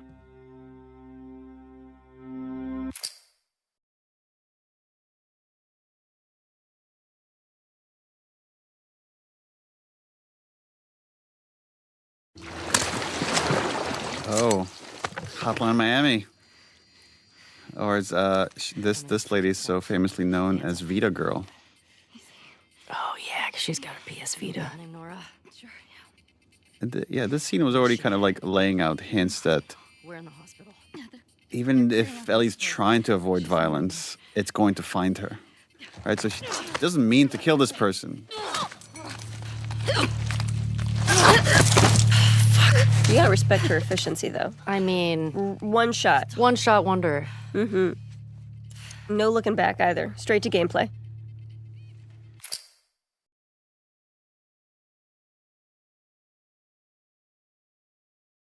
Oh yeah, this. Don't scream. I mean, Nora's Put that shit down. pretty smart in this scene. Yeah. Is that she knows she needs to get under Ellie's skin to just rattle her so she could get away. You remember me? But she still doesn't know who Ellie is until the next scene. You remember me. What do you want? Abby was here earlier. Where'd she go? I love all these scenes where like Ellie's trying to be like Joel. She's trying to interrogate Yeah. people the way Joel would, and there's always something a little off about it. Yeah. I mean, it's also Think about letting you go. sometimes I feel like we can forget that she's only 19. Right. Yeah. And she doesn't want to hurt anybody unnecessary. Fuck out of Yeah. Jackson. But just going on this journey is like you're not going to be able to help it. Yeah, I feel like each time You still hear his scream? she kills somebody, it's not as easy as it was kind of for Joel. Because each death feels like it's leaves something with her. Yeah. Yeah, that little bitch got what he deserved.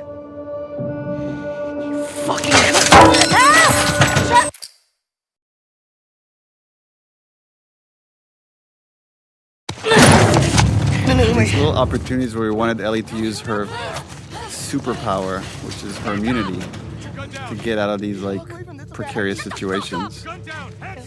I remember the establishing of the geography was tricky here. And like, how do we separate these two characters? Yeah. How do you spot the goal? Right.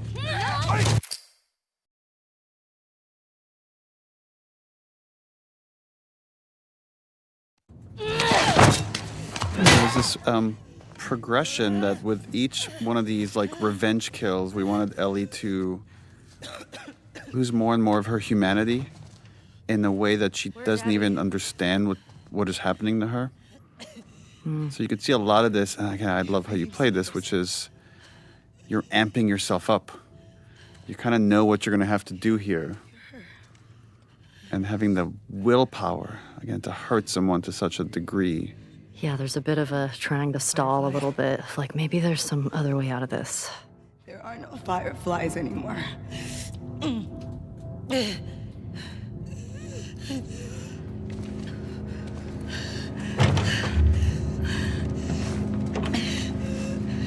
Where's Abby? Yeah, now we're at a point where she thinks all she needs is Abby to feel better about the whole thing. And that's where it feels like you can feel that she's still a kid because she's looking for this thing to try to fix it, and that's not it. It's interesting to think about the scene from Nora's perspective, which is like how much she's willing to sacrifice to try to help her friend. Mm. She's bracing herself because she knows what's coming. Knows. Like, Nora's a pretty commendable character from the other side. And it was important just to add this little bit of interactivity to make the player complicit in this.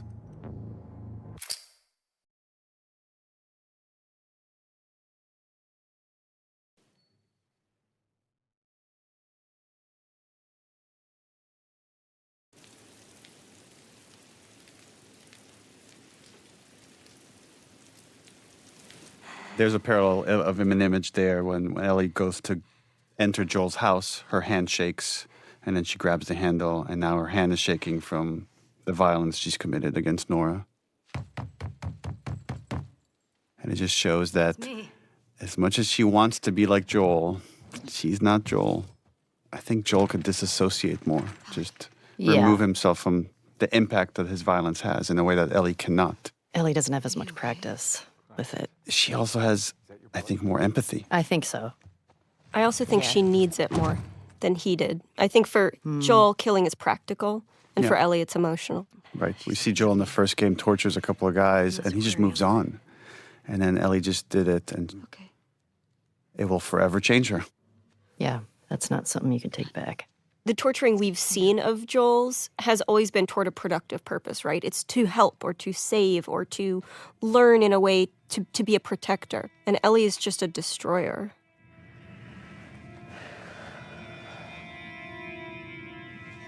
Love this performance. This is a very expensive part of the game, by the way. One of the things in live action is you get for free is putting a shirt on or taking it off. In a CG world or in video games, it's extremely expensive and hard. And we had to write this whole physics simulation on this shot, this right here. This is so tricky to pull off. We're seeing it at the same time that Dina is seeing it. Like, look how beat up she is. Look how much she's already gone through. Often when you play video games, your character or any of the characters in the game are impervious, right? They live or they die. It's pretty binary. And this allowing us to show the wear and tear on her body and allowing the violence to have an impact, not just emotionally, but also visibly, again, humanizes all of the characters in this game. There's so much happening there with almost no dialogue. That scene is tough. Like, taking her shirt off and exposing her and her grief there, because it's not just about what she did, you know? Like, there's so much grief, and she hasn't expressed anything yet, right? Like, it's the first time you really see it, and so there's this urge to, like, care for that. But then also that anxiety of, like, I'm losing this person. Right. It's really painful to even watch and, like, talk about. Like, it's really heavy. It's just such a universal theme there.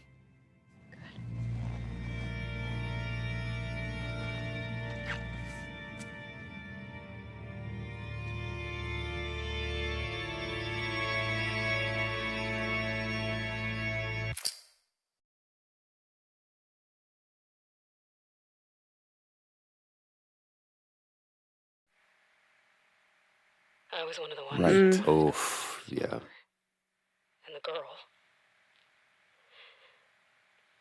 And we talked a lot about how could Ellie draw the truth out of him. And even when confronted with facts, he might not say the truth. It's what makes him ultimately do it is the threat of like, I will disappear and you'll never know my fate. And that's the worst thing she could threaten him with. A lot of iteration on this horse animation right here. Trying to make it as believable as possible. This hug. Just the unrequited hug. I've definitely had those moments with my kids where it's like they're mad at me over something. You talk to me. Mm. I feel like it's such I mean, as thinking of like when I was a kid, it's so hard to reciprocate a physical hug like that when you're so angry. Mm-hmm. You're like, you can't touch me right now because I don't know what I'm gonna do. Tell me. It's like I don't even know if Ellie knows what she's expecting here. She just wants I think she just wants a more plausible story, but there's a part of her that maybe is still in denial of what he's going to say. Yeah. I also remember you being so patient, Neil, with this. It was... You will never see me again. It was so important to just let each line land where it needed to land and the response to come when it had to come. I'll go back to Jackson. Because we did this a lot of times. We all were very patient with this one. I love watching your performance right here, Troy, of like Joel doing the math of like, do I say it? Do I not say it? And then right here, he's resigned. He's going to say it. And she just needs to push him over the edge. But look at him. He's so torn. It's so great.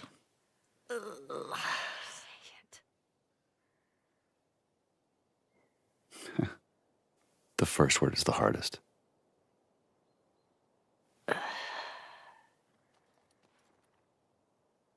And he does need to spell the whole thing out for her because she knows. Yeah, she knows what this meant. Would have killed you.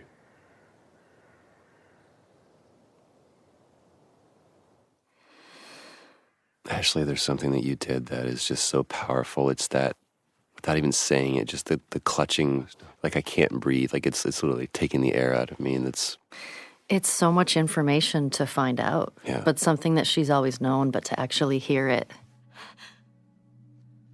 And also knowing that, oh, wow, you have been lying to my face every time that I've asked you about this.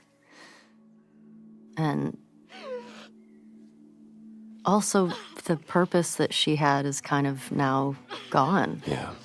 Well, the sacrifices that all the other people made, right? Which is like Riley and Tess and Henry and Sam and everybody along that journey. Yeah. Yeah. Going that whole journey in it. What was it? It can't be for nothing. It can't be for nothing.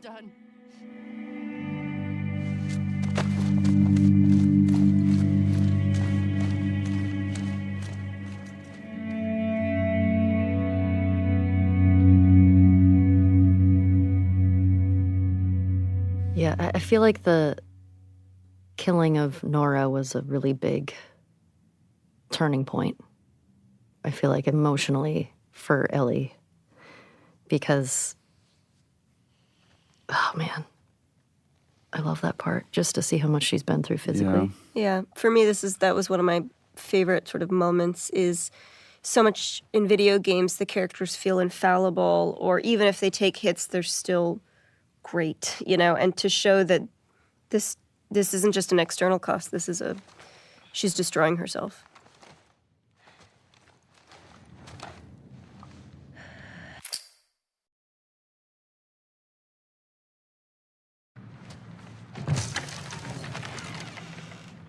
Oh.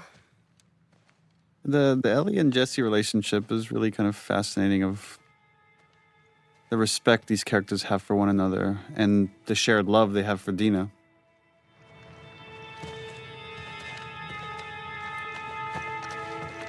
And this was a cool shot of just showing what's at stake. We just keep pursuing this thing endlessly. I aspire to be Jesse when I grow up. Me too. Yeah. Such a good dude. She had a rough Yeah, night. also the idea of secrets, right? Characters holding on to these secrets, right? The idea that she's pregnant is a secret that Jesse figures out. Is she pregnant?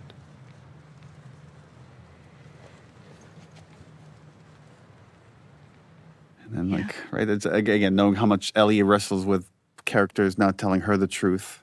Yeah. And I think so much of the wrestling with that was like, I shouldn't be the one to tell this information. It's not my place to, but yeah, I don't want to. Don't want to I lie. don't want to lie. She needs real care, and she's not going to get that. Yeah, I know. This is starting to lay track of the choice that's coming later of I can't just leave Tommy as rationalization. Now that she had some time away from the torture, the obsession, the call of the hunt is coming back up. Maybe you could. The justification, which again has learned from Joel. Yeah, whittling these scenes down to just the bare essentials, just to make them as tight as possible, to get back to gameplay. That was quite a bit of iteration. Which I feel like speaks so much to what you all do at Naughty Dog, is like the scenes don't have a ton of dialogue, and so much of it is just through looks or movements. Yeah, well, we're in a privileged position in that we have the budget and the animators and like the talent that could like translate what you're doing on stage pretty much one-to-one to what comes out on screen. But it does take a lot of effort. Let's go tell her we're leaving then. I'll just meet you. No. Like, yeah, he's got a lot to process, right? It's just... Yeah, he just found out he's a dad. He just found out he's a dad. And this is like this goodbye, because any one of these excursions, you might not come back. And Ellie's surrounded by all these people that want to support her, and they don't quite understand the darkness of the obsession. I need you to lock the door for us. How do you leave that little Punim behind? I know. Look at her.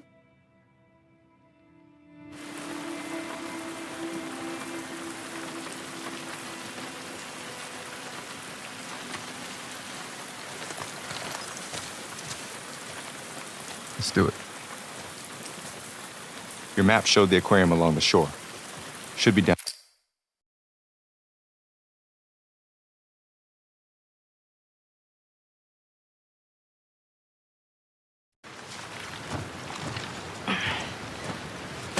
It took forever to build this, what we call the wide, which is like the deep background, where you could see the Ferris wheel, you could see just all these obstacles in front of them. How the hell are we crossing this? We could use that road. You could see WLF vehicles on that highway. And again, when you're acting in this, you don't see anything. So then you're just kind of doing gestures, and then based on what your head is looking at, we build an environment around that. Come on. This way.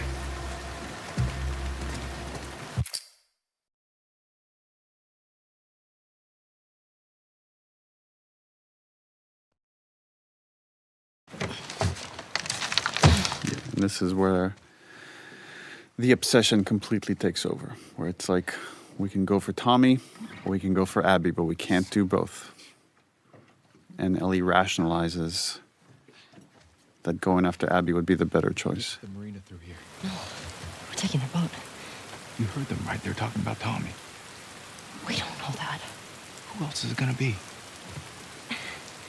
If it is him, he'll be gone by the time. And it's so fascinating to think about someone that just has put so much weight of like people being honest to each other. And here she's lying to Jesse and lying to herself. Yeah, I think so much of it is her own avoidance. You do this, I'm not saying. And now Jesse just sees how dangerous she's become in this obsession, and she's losing even him. And it's so hard to lose Jesse. Yeah, and a lot of the construction of this game was these long stretches where Ellie would just be by herself. So to put these scenarios where we separate her from the people that love her, and wanting the player to feel as alone as she does.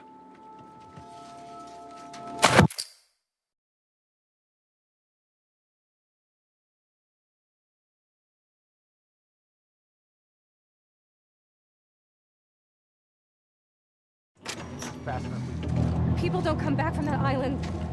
The roughest scene in the game? Ugh. One of them. I'm not fucking going there. Then don't.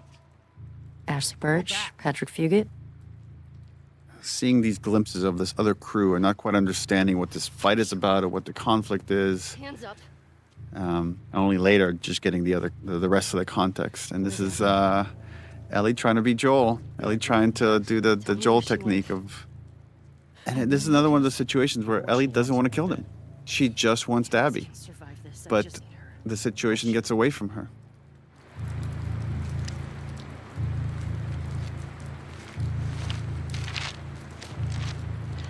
I love that she's just on razor's edge of just her emotions completely taken over. Yeah, she definitely doesn't quite, because she's inexperienced in this type of behavior, she doesn't quite have the calm, cool, and collected way of doing it like Joel did. What are you doing? Yeah, we wanted in this exploration of, the pursuit of justice at any cost, that to show that there's always a cost. And, in the cycle of violence, there's often unintended consequences. And the idea that Ellie inadvertently kills a pregnant woman just felt like a great metaphor for that. But it definitely horrified some of the people at the studio that heard this pitch. Yeah.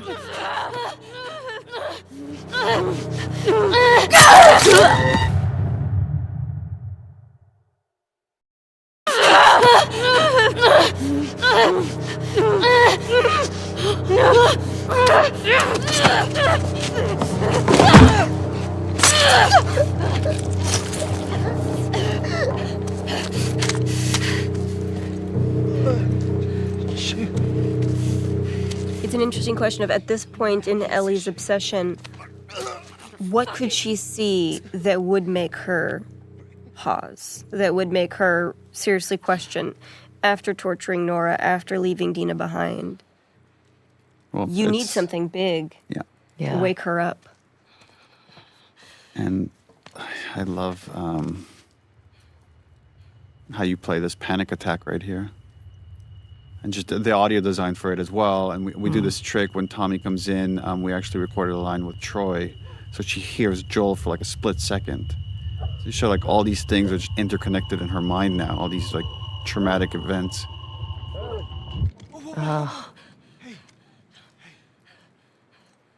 Yeah, she's not built for this. And just show what a good guy Jesse is. It's like he went and got Tommy and said, "We got to hurry and get to Ellie at the aquarium." Mm-hmm.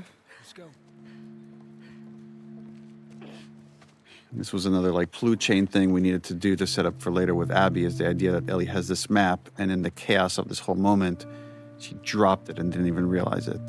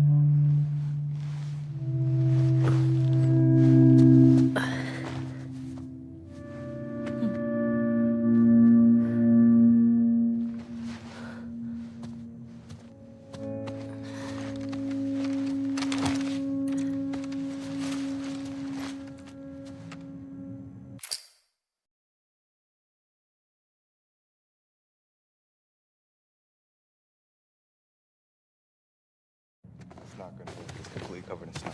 Nah, by the time we get there, this whole area will be thawed. Yeah, this is a bunch of obsessed characters, except for Jesse. Jesse is the most moral character in the story. What are you guys doing? That all have to accept Couldn't sleep. that it's time to go home. Come take a look at That this. it has to be okay if God is to head home via Ellen. some of them get away with it. If we're in Fall City by tomorrow, we're doing good. It's like these two, they have to convince each other. Hey. They got what they deserved. Yeah. But she gets to live. So much, so much pent-up energy under that line. He's still not on board. He's like, well, There is something interesting about how, like, Ellie doesn't see living as the punishment it is. Like, living with loss is the punishment it is, even though it's destroying her. In a weird way, for Ellie, like, it would almost be... She's suffering so much, and there's no peace, but she doesn't see that enough to say, I'm okay with Abby living with that level of suffering. oh, yeah. And losing everyone she loves. Like, I've made her life miserable. And that would be the triumph. Yeah, in her mind, it's like she doesn't know what life she's living. She doesn't know what burden she's carrying. She's like, any kind of life, she hasn't paid the price for what she did. It's funny, and yet Ellie is incapable of living herself, right? She's incapable of... Yeah, it's interesting. And this is Tommy just trying to make light of the whole thing. Can we say it's from all of us? Ha! You find your own damn bribes. I really like this, the relationship between Ellie and Jesse and just how much respect they have for each other. I really like this moment right here. How you doing? Jesse's just kind of the best. He's the most mature, level, reasonable guy. And Steven is such a cool dude. Yeah. Such a cool dude. He's just super chill and like, he's kind of like a cowboy. Yeah, Like, and he's got like so positive too. He's even when he'd be like, I'm real tired. Because over the course of the game, he went from like newly married to having Several triplets. children. Yeah, I think like several children. My friends can't get out of their own damn way. It's like my friend's problems are my problems. Like, and he puts everybody else over him. He would have been a great baby daddy.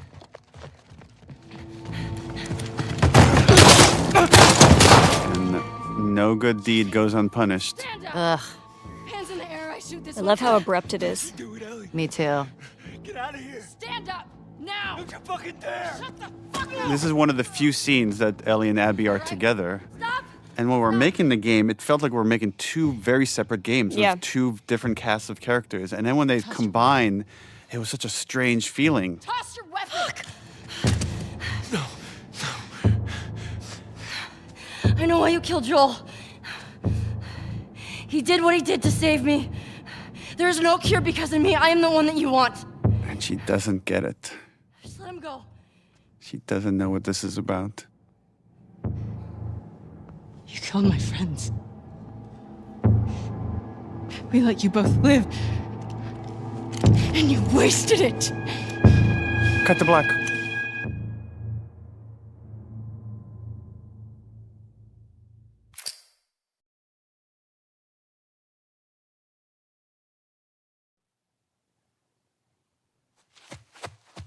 Dad?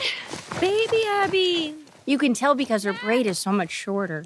It's interesting in hindsight now watching how when players do this, they think, oh, I'm just going to get a little bit of a glimpse into who she is. They don't know yet. You're only at the halfway point.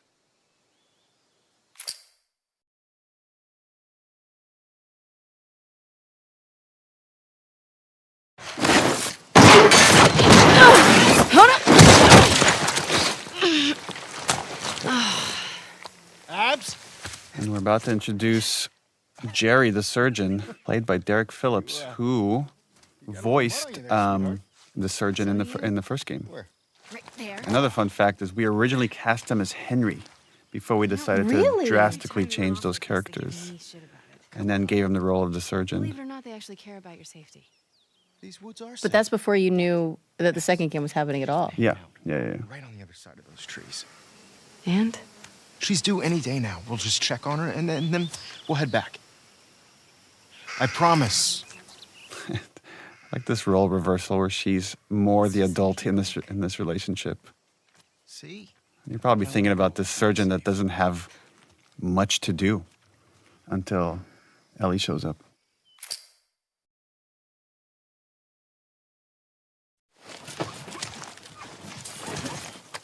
Of course, the zebra comes because, again, this is part of the Salt Lake City Zoo where the giraffes escaped that we saw in the first game.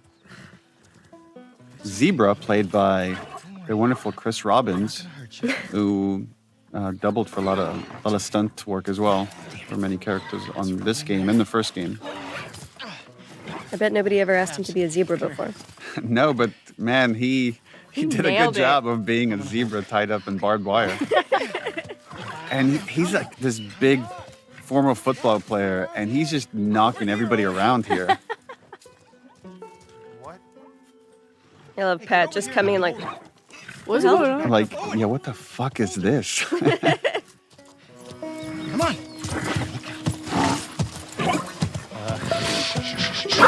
You got it tight? right, and then this was originally a mini game where you had to cut the wires off of the zebra. We worked on it for quite a while, and just We did. eventually. That was a long scene of, okay, now hold still. Yeah. Right there, that little slip in the mud. Again, that's hand animated. What the fuck? And then it's like, again, it's like the dad is acting like a child. Come on. And this was a stitch point because, again, the volume can only take you so far, and those stitches can be really tricky. But it was important in this project to always go outside the volume and just not make you feel. A lot of games, the performers could feel really constrained, like they're in a box. I wanted it to feel freer than that. The one Marlene keeps talking about. They found her in the tunnels. She has an old bite mark on her arm. No signs of infection. That can't be. They're already running tests on her, but you gotta get down there. Now there's like this glimmer of hope with Ellie and revealing that we're in that same giraffe location. All this beauty and wonderment happened in the first game.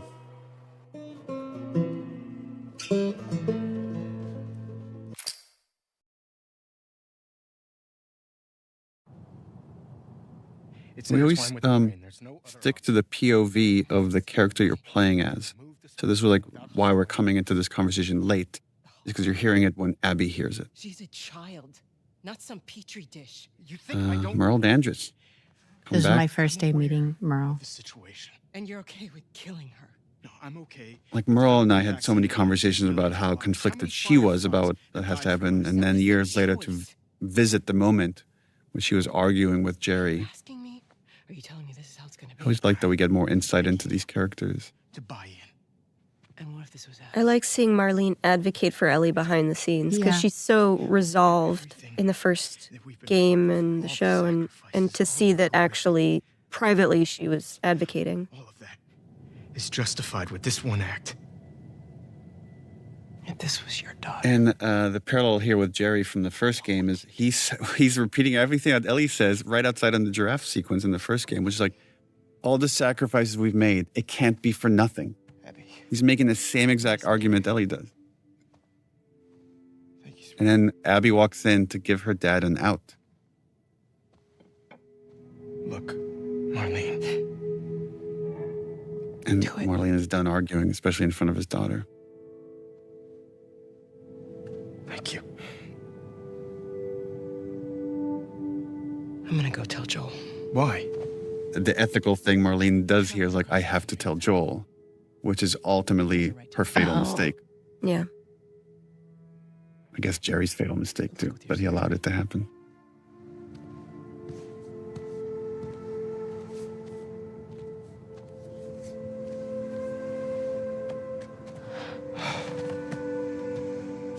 You're doing the right thing. She sees how conflicted her dad is, and she tries to tell him it would be okay. I would want you to do it to me. And he can never admit that he wouldn't. You don't think so? Well, I think he would. that's what I love about this. It's like, but he never says it. Yeah, he just kind of has that look of, Maybe he's just glad that it's not her. Yeah.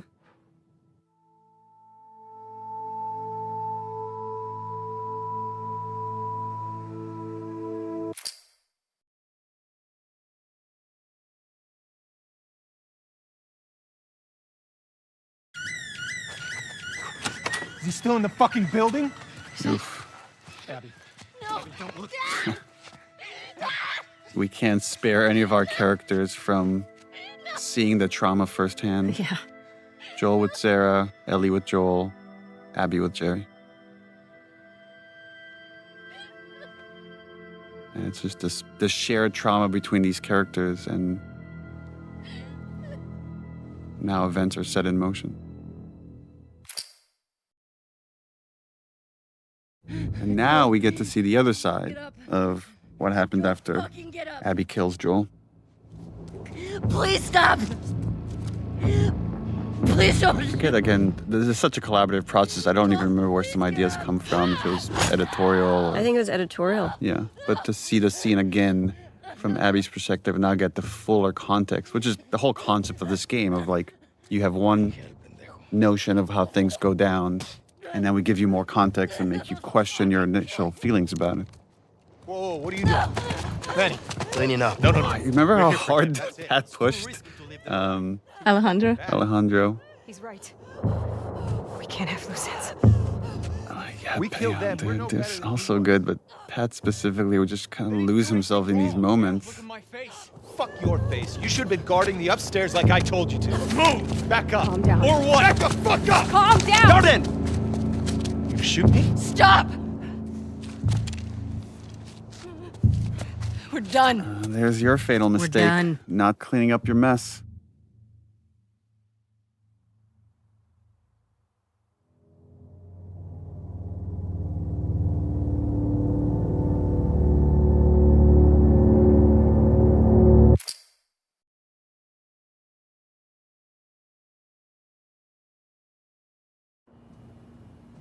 And now, back to day one. And this is where I think the penny drops for most players that, oh my God, I'm going to have to replay this entire sequence from the other side. This was fun. City of Thieves was highly inspirational for the first game, written by Game of Thrones co-showrunner David Benioff. And I wanted to put it in the game. And I had just started working with Craig Mazin on a TV show, and he's friends with them. I'm like, can you ask them? He's like, oh, of course. And within 5 minutes, I had like a text message like, yeah, no problem, put it in the game. Now? Yes. Vámonos. Okay.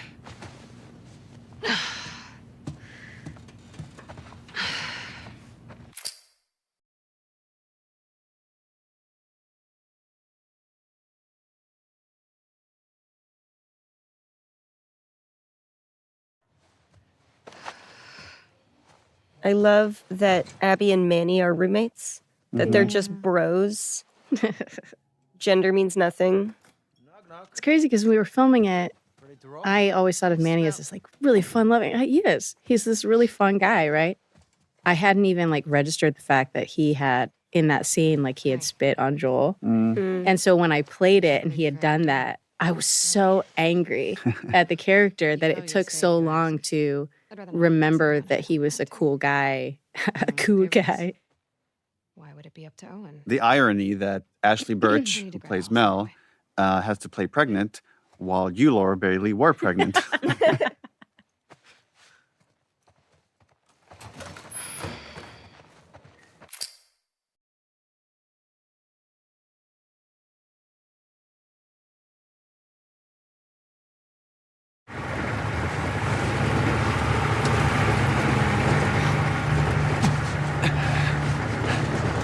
We're almost there. From a writing standpoint, this is hard, because we're introducing a brand new cast of characters that we're asking you to care about, and we're building a mission a quest about Owen that's not really related to the revenge quest you just played half the game with. But there's just a lot of track we have to lay to then get the interesting payoffs.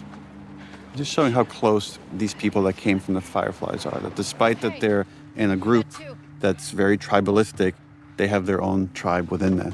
And they can be very upset with each other, but there's a protectiveness of their own group. This was hard on the dev side of, we captured a scene and we're like, okay, here you see a tower, and now you're going to pass the gate. And then we had to build all this real estate of this drive that's based on how much performance we have from you all. Oh, God, I didn't even think about that. Yeah. And we iterated a lot on just this layout and this turn and like, okay, when should the truck stop? And then they have to add all the secondary motion to you all, like, because we're not an actual truck when we shoot this. But we all just kind of did this little shimmy shake as we were in that. But we did shoot this with Roach, the dog. Roach the dog, we did. Remember when Roach would come on set? In his mocap suit? And in his mocap suit, playing Alice. And the whole set would just... Right, fall in love Just with take Roach. pictures. Just take selfies with Roach. That's seriously, like, Roach days were just... They were the best days. They were the best.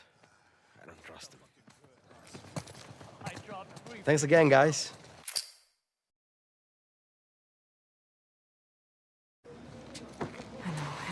Neil, do you remember there was originally a storyline where Mel was actually closer with Jerry because they worked so closely together, and there was like some level of contention, historical contention between Mel and Abby for his affection. Right. And we scrapped that because Mel needed to be so likable because she's such a hindrance to Abby's happiness. I'll just be here, relaxing. Nora, have you had a chance to relax? I'm shipping out to the West Side Hospital in a few. Orders already...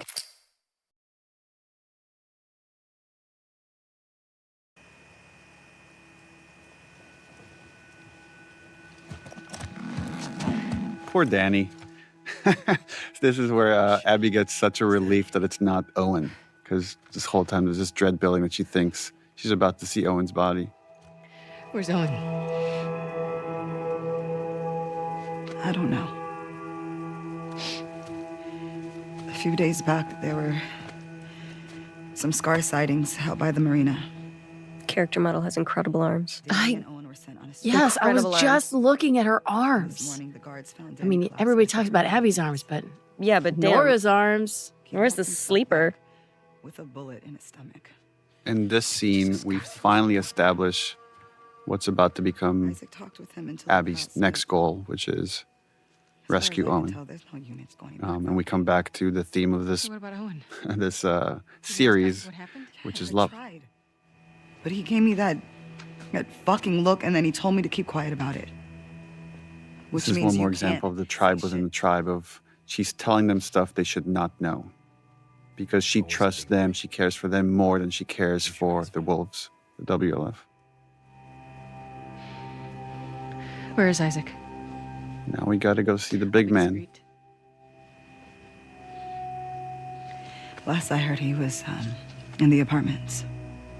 It's kind of cool to again build this guy up and then give you a glimpse of the person that runs the WLF. You know what you guys find out? Yeah.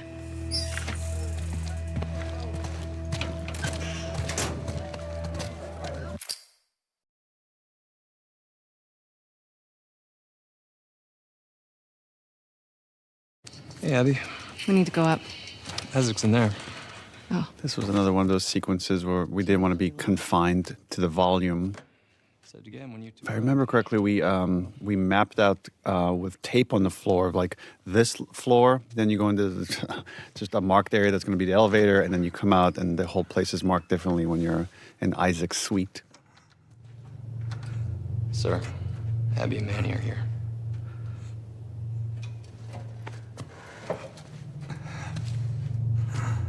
And here we have the fantastic and very scary Jeffrey Wright.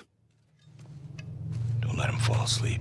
There's a dehumanization that happens when you're in conflict with another group for so long, and there's so many like retributions that they get to a place where you can't torture them because they're so dehumanized. And we get to see how easy it is for Isaac now that he just sees them as pure enemies. We met Jeffrey Wright because his son was such a big fan of the first game. And talking to him, I offered him this role, and he was very excited to take it on. So it was fun to work with him, even if a little intimidating at times, just because his gravelly voice is so creepy. What's going on, boss?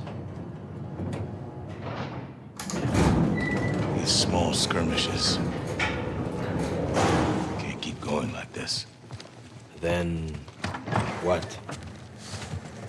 This was another obstacle we're throwing in Abby's way, which is, in the past, Isaac has given her a lot of rope because of how capable she is to pursue Joel. But here, he can't afford to have anybody leave because they're going to go all out to kill every last scar, as he would call it. Sir, we try attacking their island. I remember in like early iterations of the script, having a bunch of scenes, not a bunch, but having scenes with Isaac, where he was very much a mentor for her and almost like a surrogate father figure as she was growing up. Those were early versions of the story where Yeah. just in trying to shrink this behemoth down, we end up cutting. But the other thing you could see here is Jeffrey Wright has a limp. And the reason for that is if you look at the concept art, he has an amputated leg. And there's no opportunity to really see it, but the limp is still there. Is that one okay? And then we did so many takes, and Jeffrey insisted on eating an apple in every take just to make it authentic. So he ate a bunch of apples. To Laura's point, we wrote scenes. I remember drafting scenes where he's coming in as trying to be sort of a Tommy, like a father figure after she's lost her dad. And you come to realize how intimate their relationship is, but it's something that she will very quickly give up in the face of Owen being in trouble. And as soon as she connects with Lev, again, she's willing to give that up. But couldn't do it for time. You get little hints of it because I feel like our relationship in this scene, you can see that he's given her things in the past. She's used to being able to get her way. And that one line, the way he lives it, like, stop gossiping about it. Like, the idea of that you guys need to stop, like, being this, like, Salt Lake City crew. You're part of a bigger group now. Yeah. There are things more important. And we'll get to the bottom of it. And even here, he's, like, saying, when the time comes, we'll do what's right. Yeah, at this point, you find him to be, I think, torturing aside, like, he's a very fair leader with her. He's given her a lot, and then now he expects her to step up for ultimately, a 3-day assault. The way he behaves, again, this is like we're on a broken record, which is he loves his people. He's going to go commit atrocities because of how much he loves the people that look up to him. He's going to burn a village filled with children. Right. No way Owen killed Danny over some scar, right? What? No. Abby, don't. I'll be back by morning. You just gotta cover me till then. Isaac will kick your ass. Not before the assault. You heard him. Abby doesn't care about this assault in the same way that Joel didn't care about finding a cure. It's just about the people that are close to us. And now we head into her head for flashback. The most fun scenes to shoot.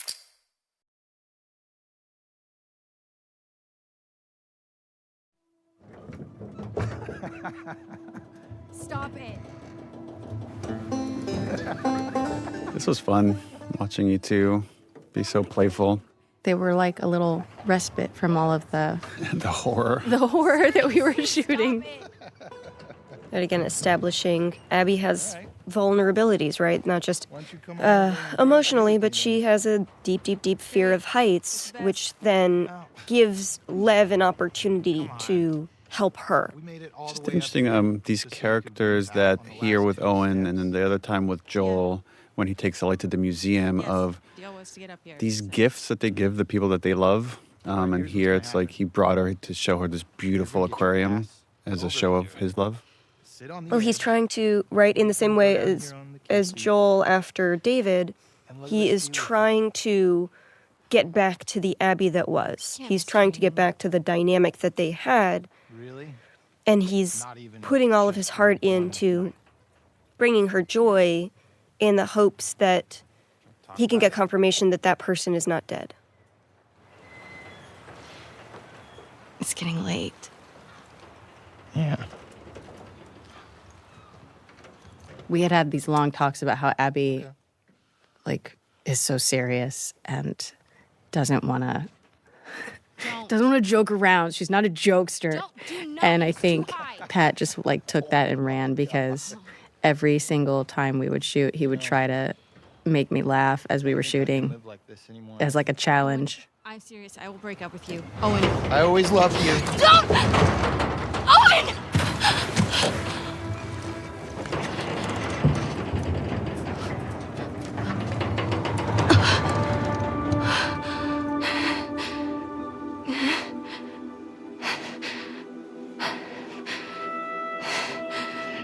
Oh my god.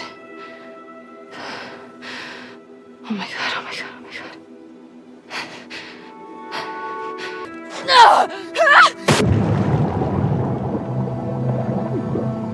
It is like, at this point, Abby also, I think, is trying to be the person everybody wants her to be. She's trying to be the old version of Abby. She's trying to be the loyal soldier to Isaac, who has given them a home and a purpose.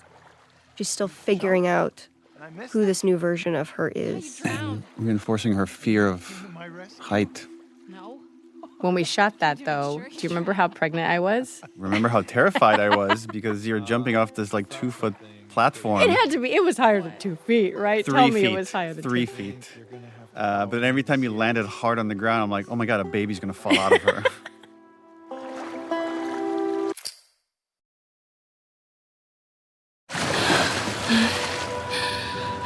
This was like a nice, short and sweet little cinematic. Also a fun thing to shoot when you're like coming up from underwater.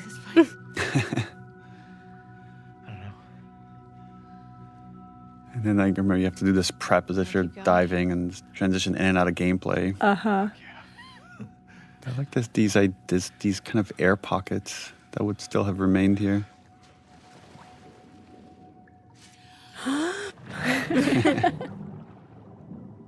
As you held your breath a lot while Yes. shooting some of these scenes.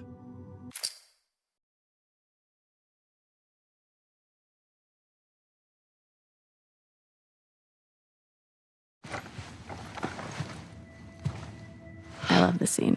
Yeah, this whole sequence is for this scene. Like, but poor Owen loves Abby so much, and she's just so stuck with this, well, grief, I guess, that she can't let go. The injustice that she can't let go. You could argue that what Owen is going through is a smaller version of what Abby is going through, right? Like, he's in love with this girl. He's fixated on her. He's ready to go on this journey with her and risk things for her, and all he wants in return is a little bit of love. And she just can't. She can't. This is just, she's not the person she was anymore. It's this notion that somehow, if she's happy, she's disrespecting the loss of her father. Yeah. You want me to slow down? No. She can't allow herself to be too happy. Is it this? And he's still trying to make light of it. Look at him. He's so cute. We're disgusted by it. Patrick Fugit is a very charming man. Very. I'm sorry. Don't be sorry. Talk to me. Just let him in. I know all the leads have dried up, but Joel's still out there, you know? I know. And we get the sense that this is not the first time they're having this conversation. No, this is the end of their intimate relationship, right? He's Yeah. going to try and move on This is with Mel. It's not going to work out. This is the breakup scene. Not how he envisioned this moment going, I have No. a feeling. I kind of this idea, like, look what I brought you. I brought you underwater. What else can I do? There are seals swimming around. It's just not enough. So sad. I mean, it's very much a parallel to what we see a much worse version of this in Ellie on the Farm with Dina. Yeah. I'm sorry. I told you already. Don't be sorry.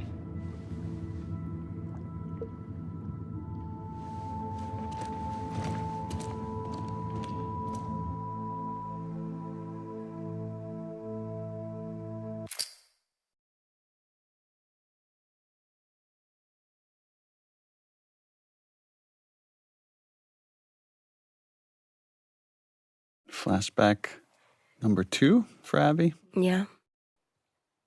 So this scene also, the sequence had to do a lot of work because we're, once again, resetting.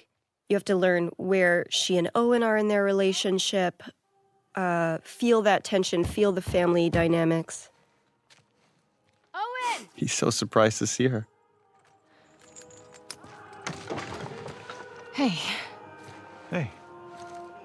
Everything all right? Yeah. I love the set, man. The set took so many Forever, iterations to get right, forever. but it was really important that it felt gorgeous. Justify why this guy has holed up in here for so long.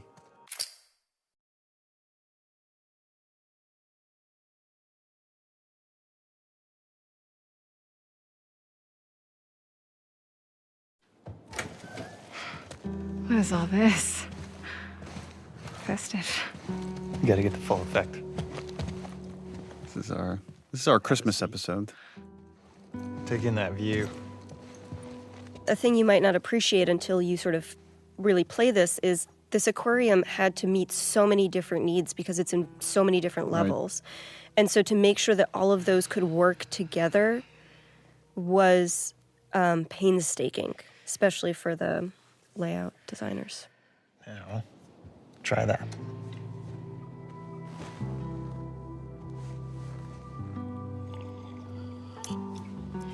Well? The view is nice. Oh, whatever. Philistine. You want me to lie? Yes, obviously.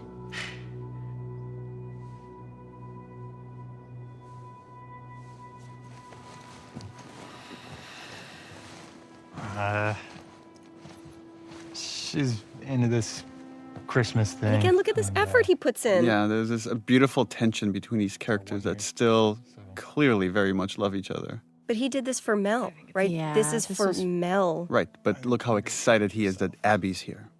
I know. He's trying to move on. I doubt he's this excited when Mel's here. Poor Mel. But I think Poor he Mel. wants to be, right? I think he wants to move on with Mel. He 'Cause knows he's- she's inaccessible. Well, yeah, Abby's a dead end. Why are you in such a good mood? Am I? I love that he misreads this. Like he thinks this is somehow about him and now he's going to convince her to stay. But she's in a good mood because I found Joel's brother. they found Joel's brother. He's at a settlement out in Wyoming. How do you know that? Some fireflies who served with him got picked up at the wall. I thought he quit like a decade ago. Yeah. So, have these guys heard from him since? It's a lead. I gotta see it through. Okay, but you know that even if he is there, and you do find him, he might not know where Joel is, right? Right, because at this point, we're already... Canonically, he's already starting to have issues killing Scars. Everyone's on board. And we're not really talking about it, but there's some track getting laid. He's losing his taste for violence. I like that he was the last person that she went to go talk to about this. People go off base. He already did. Bullshit. Who's more about justice than Isaac? He knows what Joel's done.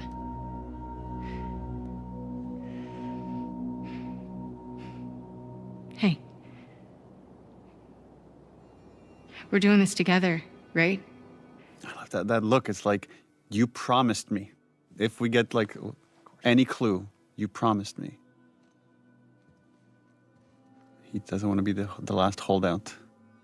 But he's like Jesse. He's never not going to go if his people are going.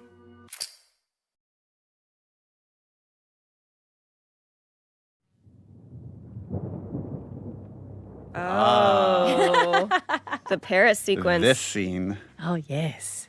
Was this one of the first things we Yes, shot? yeah, because it was for Paris Games Yeah. Week. Paris Games Week, yeah.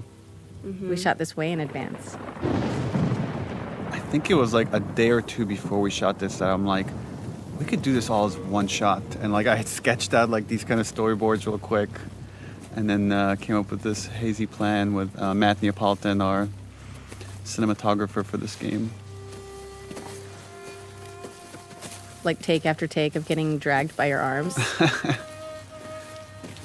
This was another one where we actually strung Laura up with, we had like 2 ropes, one that was around your neck to just give you a little bit of tension that you could lean into as much as you wanted, and then another one that held your body up in the air. Yeah. Oh, but man, this was so much work, and like we scrutinized the tiniest details in the scene. When this came out originally, people thought that she was Anna. Anna. That she was Ellie's mom. We were watching the narrative of how Ellie came to be. And these Seraphites that at times you might feel sorry for them and you see them getting tortured. And then see that, you know... Oh, wait a minute. Here, the lead Seraphite in the scene is played by Emily Swallow in Small World. She's of Mandalorian fame, acting along Pedro Pascal.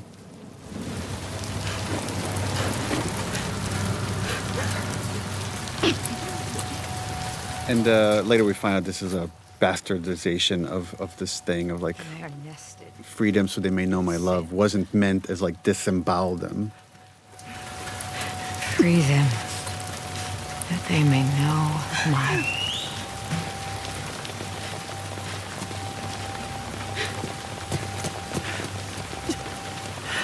The intro of Victoria Grace plays Yara.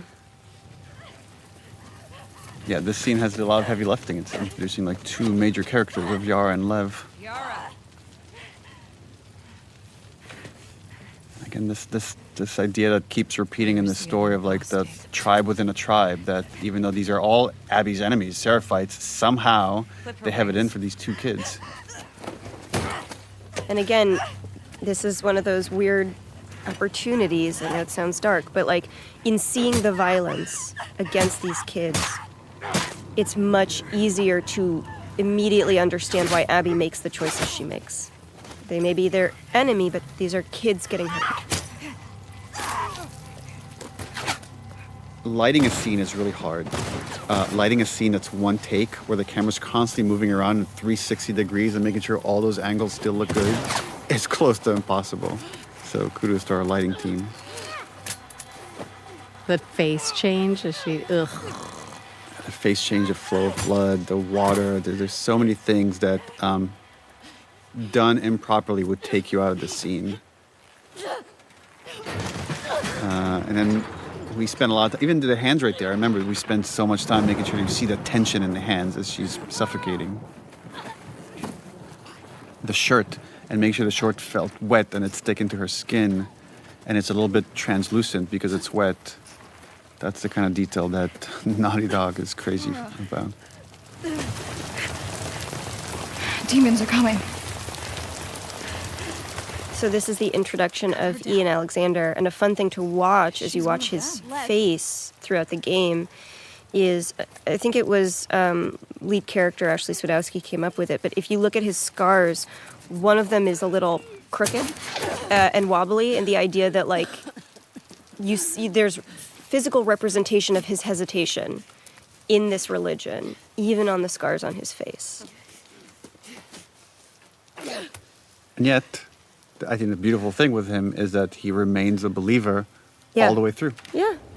His faith partly saved him, right? Because he saw the beauty in the intention.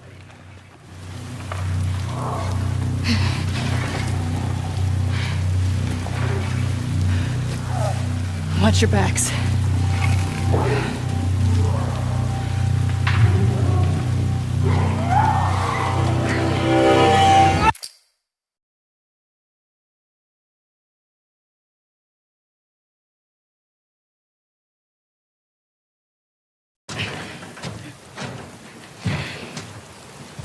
Lock it.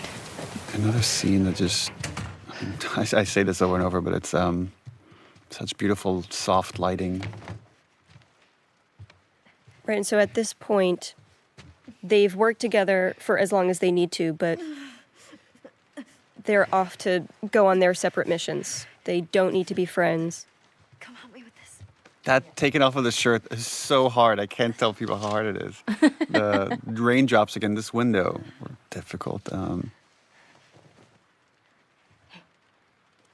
My high school friend has become a renowned plastic surgeon, Jacob Steiger. And he gave me some advice here on this injury and what you would need to do to treat it.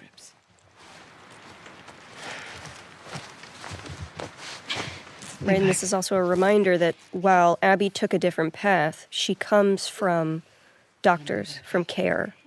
She understands the body, even if she never particularly prioritized it.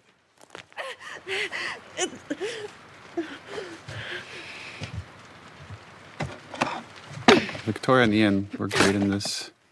Just how Ian has to play both being scared for his sister and just angry at this wolf that he has to work with.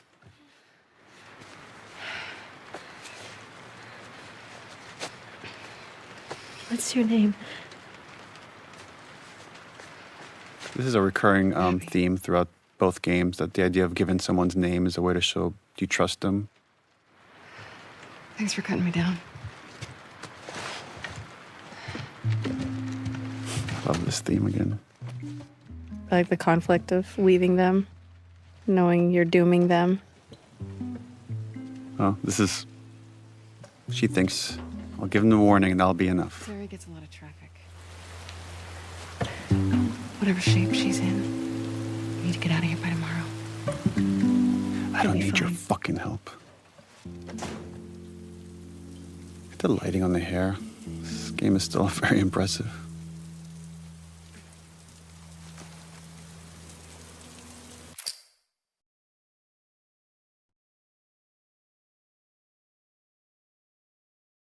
Owen? This scene turned out to be a bit more controversial than we anticipated. The irony here is, as much as this is the counterpoint sex scene to Ellie's sex scene, we don't... Oh, I guess we do show a little more. We show a little bit more. Yeah. He didn't. Well, we'll get to that in a second, but What is all this? I love this interplay between you two. Part. If I'm gonna fix her back And I see. yeah, we really wanted to give Pat something meaty. Pass. And this monologue, which he just, for my money, knocked it out of the park. Danny's dead. Of like visualizing this moment where he just can't do this violent thing anymore. It's not him. You want to tell me what happened? I like that she's been strung up and beaten and almost killed, and none of that's important right now. Camp. It's just a couple scars and... I just got to come in and sit down and watch him work. And he goes down, and his weapon's right And this there. idea of the tribe within a tribe, and He doesn't go for it. there's no secrets between these two. Instead, he turns to me. And he's old. The idea that he's just been sitting here drinking, conflicted, and I mean, he's about to leave his baby mama. That's how much he can't stay in this place. He feels like he's losing his soul. And this look right here, it's like there's a part of Abby that knows what he's saying is true. But that sense of duty to this group that has taken care of them is still there, but starting to erode. I couldn't do it. Of course, Danny gets in my fucking face about Well, we're watching her maturity in real time. Especially having come off of seeing two Seraphites up close and saving them too. So I grab it, and then... I like that there's so much like unspoken between them that's about to come to the surface of like Abby thinks he's so naive and he thinks what she did was so awful, but clearly they've never talked about it until now. And then there's the underlying love they have for each other and obviously attraction. It's all like, it's so messy. I like the messiness of this relationship. And it would have been like, I know our goal here is to create empathy for Abby, to show you the other side of this journey. And this definitely was a risk to say, okay, she's going to have a sort of affair with this guy that got this other girl pregnant, her friend. But this primal thing that's going on between them just overpowers logic. It's a lead. And to me, that was more important to create empathy, is to show how human they are than to just make them righteous or right the whole time. No, they're trying to define good in a gray world. What about Mel? And that means they have to make messes.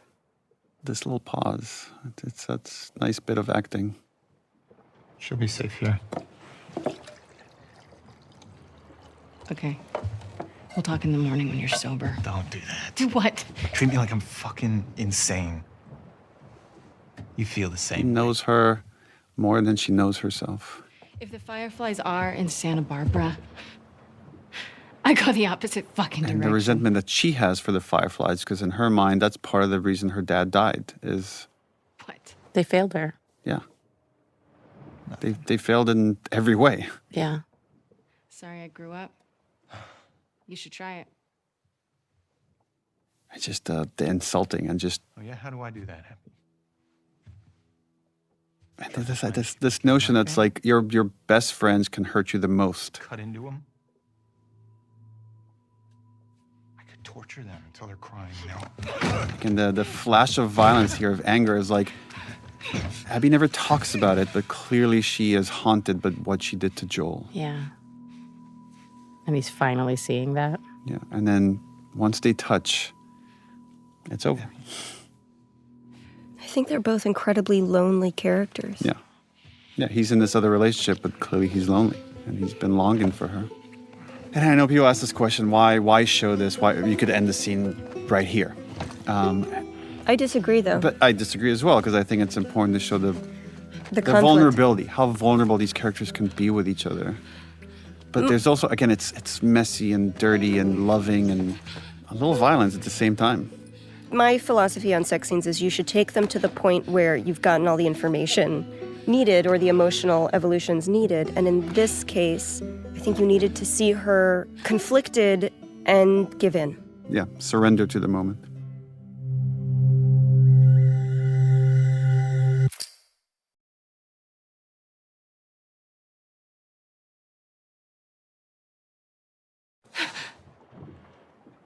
This was a concept we came in quite late of showing a nightmare.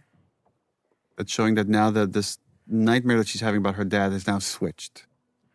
And this like burn that Owen has on his back, this was another Ashley Swedowski idea that like we do environmental storytelling, we could do stuff on the body through scars or disfiguration that tells you a story. I love that at her core, Abby is a protector. Mm-hmm. She's Joel. She's Joel. Yeah.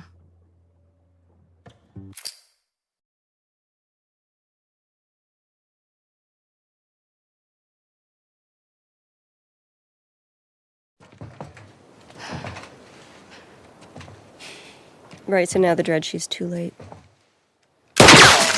Don't come any closer. It's me.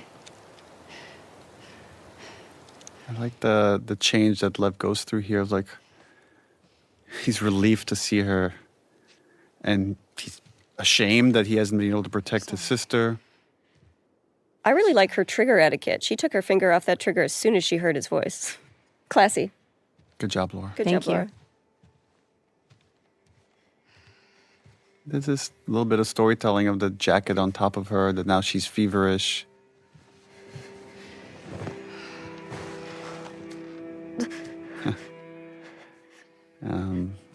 Sometimes we get these unintentional parallels. Like this one comes to mind of Ellie in Winter needing medicine for Joel. Mm-hmm.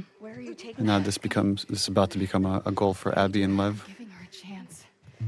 I think that one of the things about this game that I like is it just keeps reminding you in how many ways we are fragile.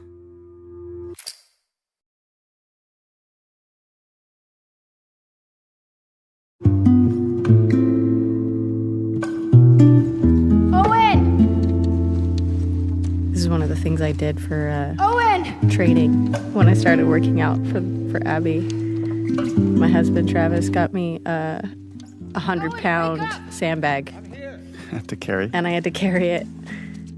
Oh, damn. I need whatever. And then I got pregnant. Put the phone down. It's okay. This is a neat moment, right? These dogs have been trained to like tear scars apart, and now they're here. Lev, lower the bow. It's okay. Abby, who are these kids? They saved my life. I mean, this is probably the first time they've ever come this close to Seraphites without fighting them. I wonder if Owen right now is thinking, like, I mean, I said not kill them. We don't have to, like, fucking go this far. It wasn't me. It wasn't me. Mel's like, yeah, right. They're done.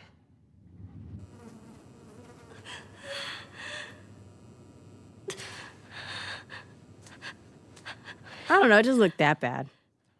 It's just a little pink. It's just It's a a little tan. smooshy. Yara. No. I was gonna clean it and try The resetting. bone's shattered. Like, there's a moment here that I always find funny where, like, Owen tries to suggest, like, just cutting it and burning it. What does that mean? And Laura, you make him feel like an idiot. It has to come off. She's a soldier. You can't take her arm. We leave it, it'll turn gangrene. What I love in this scene is even though Mel has very little dialogue outside of tending to Yara, you can see in her performance, in Ashley Birch's wonderful performance and her body language, that she is very much soured to Abby since last we saw her. And hopefully it's very subtly asking the question of how much does Mel know? She would die from infection. You fucking moron. Make me a list. I'll go to the hospital. It's taking me all day to get there. I don't mind. It's not about you, Abby. She doesn't have a couple of days. What if I can get you there in 2 hours? Abby is like such a Hospital, right? singularly minded On the west side? person. Like, when she gets fixated on something, nothing will get in her way. I don't know anyone else like that. High up. It's how we get around the flooding and you people. Can't you handle 2 hours? Probably, yeah. This idea of the sky bridges and that wolves never look up. It's actually it's an idea we got from our focus test, is that we build these elaborate levels, and then we find players look left and right and almost never turn the camera upwards. Oh, wow. So there's this idea that they're patrolling these streets and they never look up to see these secret paths that the Seraphites are using. Abby. Oh, yeah, you calling Abby right now? Look at the way Mel's looking at him. Hey. There's also, again, it's kind of a messy theme, but the idea of that we've done certain things and it feels like we can never get past them. And for Owen, it's like, oh, I got this girl pregnant. Does that mean Why are you doing this? this relationship is doomed and it could never happen? That's the way Abby sees it. But for his mind, it's like, nothing is ever final.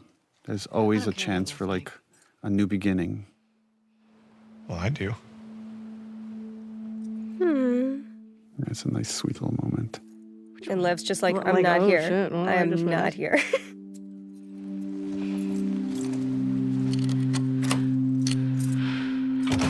Yeah, there's so much unsaid that, again, we have the privilege at Naughty Dog being able to capture such small nuances of your performance that we don't have to rely on dialogue as much.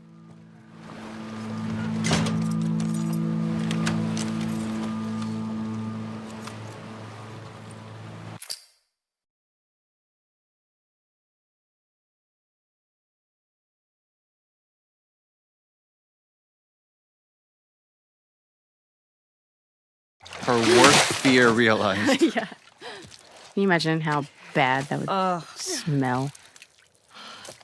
I like that Abby is like, let me recover from near death. And Lev's like, I'm good, let's go. And he's just staring He just at her bounces. awkwardly. It was so great on the stage. Looking up and just seeing him. Can I get a minute? Please. Okay, but I'm going to keep staring at you awkwardly. Yeah, I'm not gonna. Just back up one step. The sequence between Abby and Lev used to be shorter, significantly shorter, and Lev used to be the one that died and Yara survived. And it's because we saw the dynamic between you two. Oh, that really? It caused us to have this ripple effect that changed the story and eventually led to us changing the ending and having Abby survive. What? Really?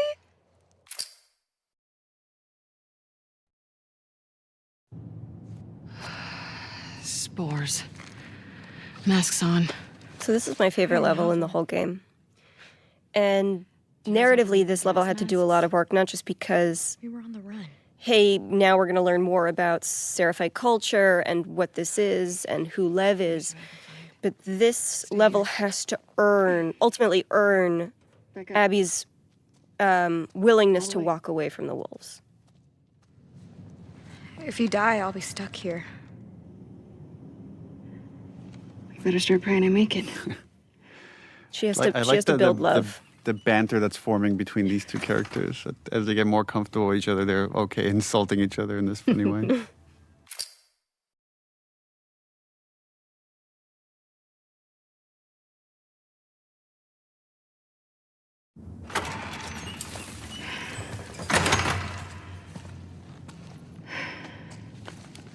Got your present.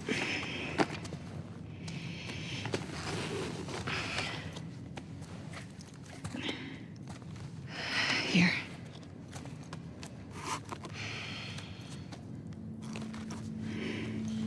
We're taking too long. Can't move any faster. It won't do your sister any good if we're both dead. There. We got this.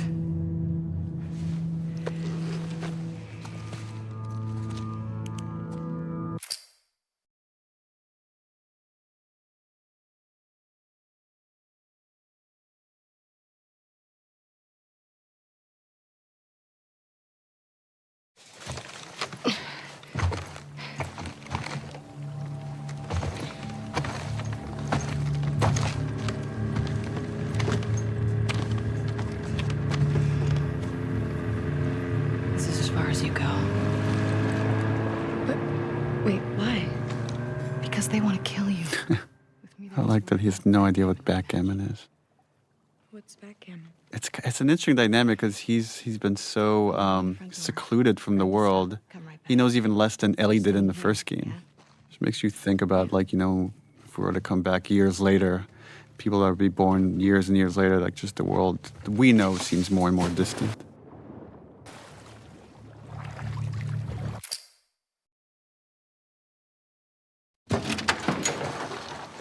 Hey.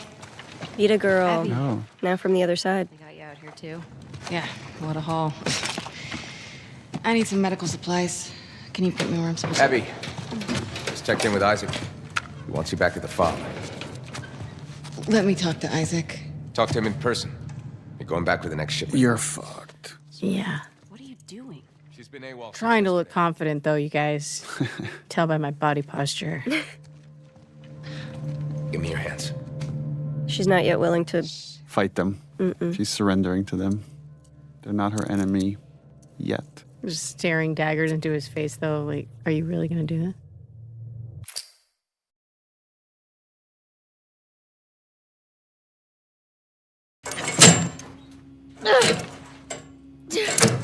Hey!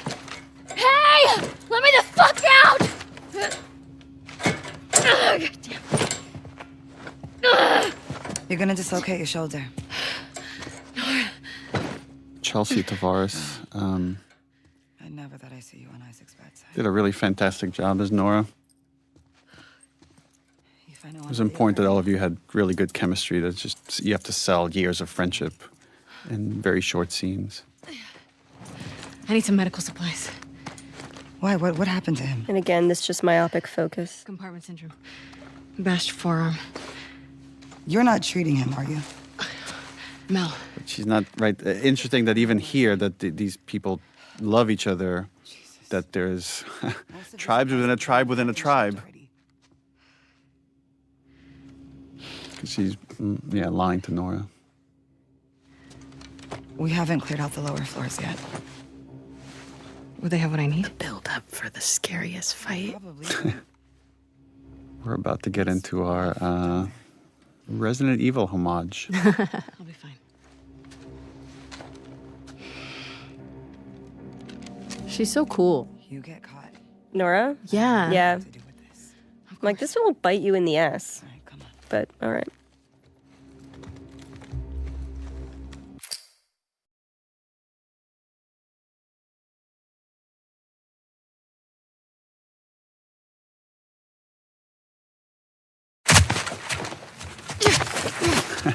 Like that she's ready to pummel whoever it is that grabbed her.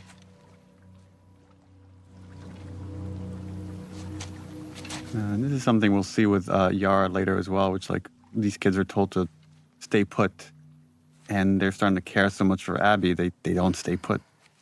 They're all looking for you. What did you do? Nothing.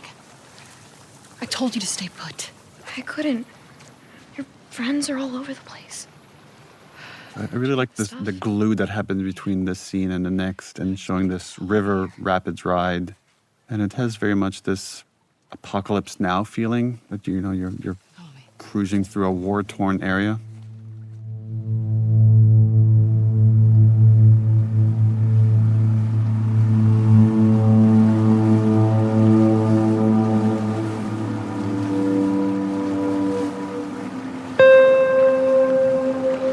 This game is so ugly. This was this little sequence. I think this was suggested by Joe, our editor on this game. I love these murals. Yeah.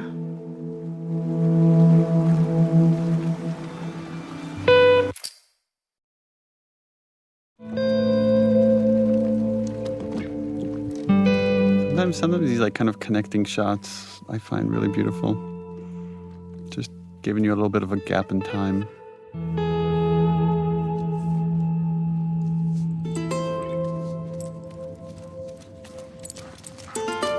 Now this shifted relationship with Lev and Alice. Oh yeah, and And Lev's it's just like- been taught to fear those dogs. Right. They just rip them apart. And another example of just the beauty of animals in this world and how they represent innocence. Look at this baby. I'm staring at the animation on the fingers and how well done it is. Well done. You can go see her now if you want. Is she gonna be okay? Yeah, actually. All this time after what they did to Joel, after all the seraphites they've killed, finally meeting these two kids, just starts to put it all in perspective for Abby. I know. Her body figures it out before her head does. What happened to us? What happened to us, right? That's the most she's going to talk about, all these things that she's done. Maybe we stopped looking for the light. Maybe. The idea that, even when we fail, we still have to push forward for something better. That's what Owen represents. I'm gonna go check on the girl. Okay.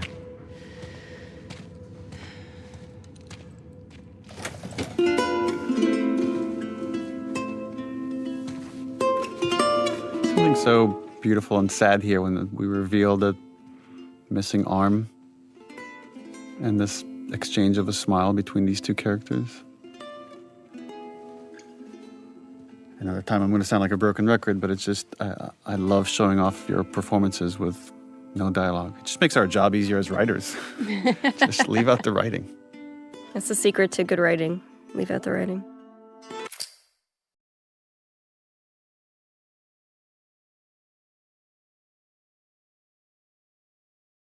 And finally, she has one good night of sleep.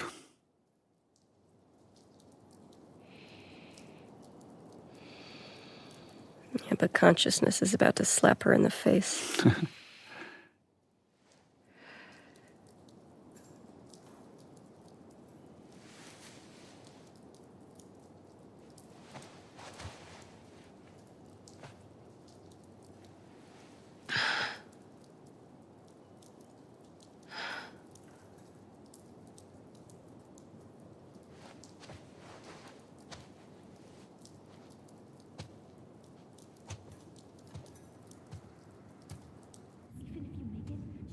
not going to come with you. I can convince her. We broke the rules. That's all she'll care about. Owen? Just me. Oof. Yeah. Like that Mel doesn't even, you're not even worth my time to talk about it. Changing Yara's bandages. But then she snaps. She's so powerless in this situation. What are they fighting about? Fuck you, Yara. I wouldn't leave you behind. Oh, this was a fun beat because he did just learn how to say fuck you. Owen invited them to come to Santa Barbara.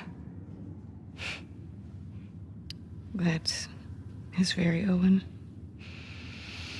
She's trying to be jokey and connect with Mel. Talked him out of going by now. Hoping that she doesn't know. Right. Actually, I'm going with them. But not if you come. Oof. What? He may fall for your little act with these kids, but I don't.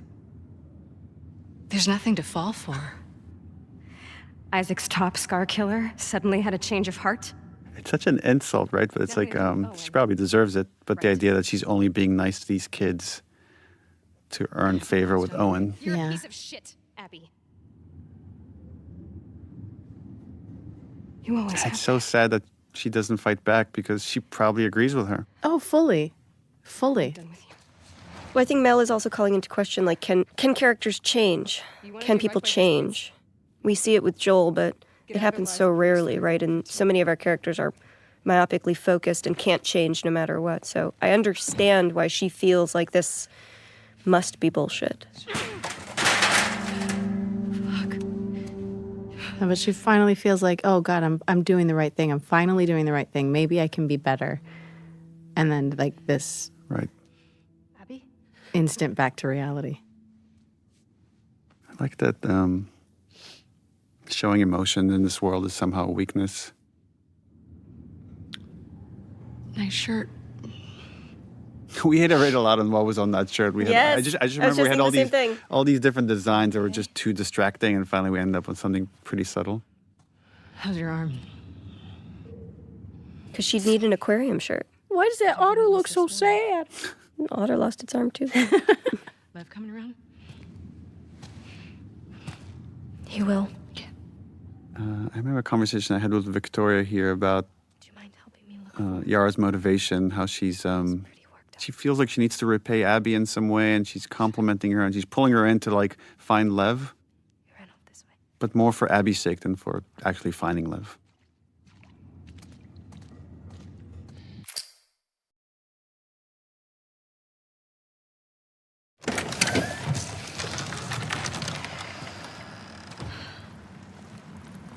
Oh, this was a tough one to write. Oh yeah. How is he doing this? Hey, do you think maybe he could convince your mom? If she saw him like this, she'd strangle him with her bare hands.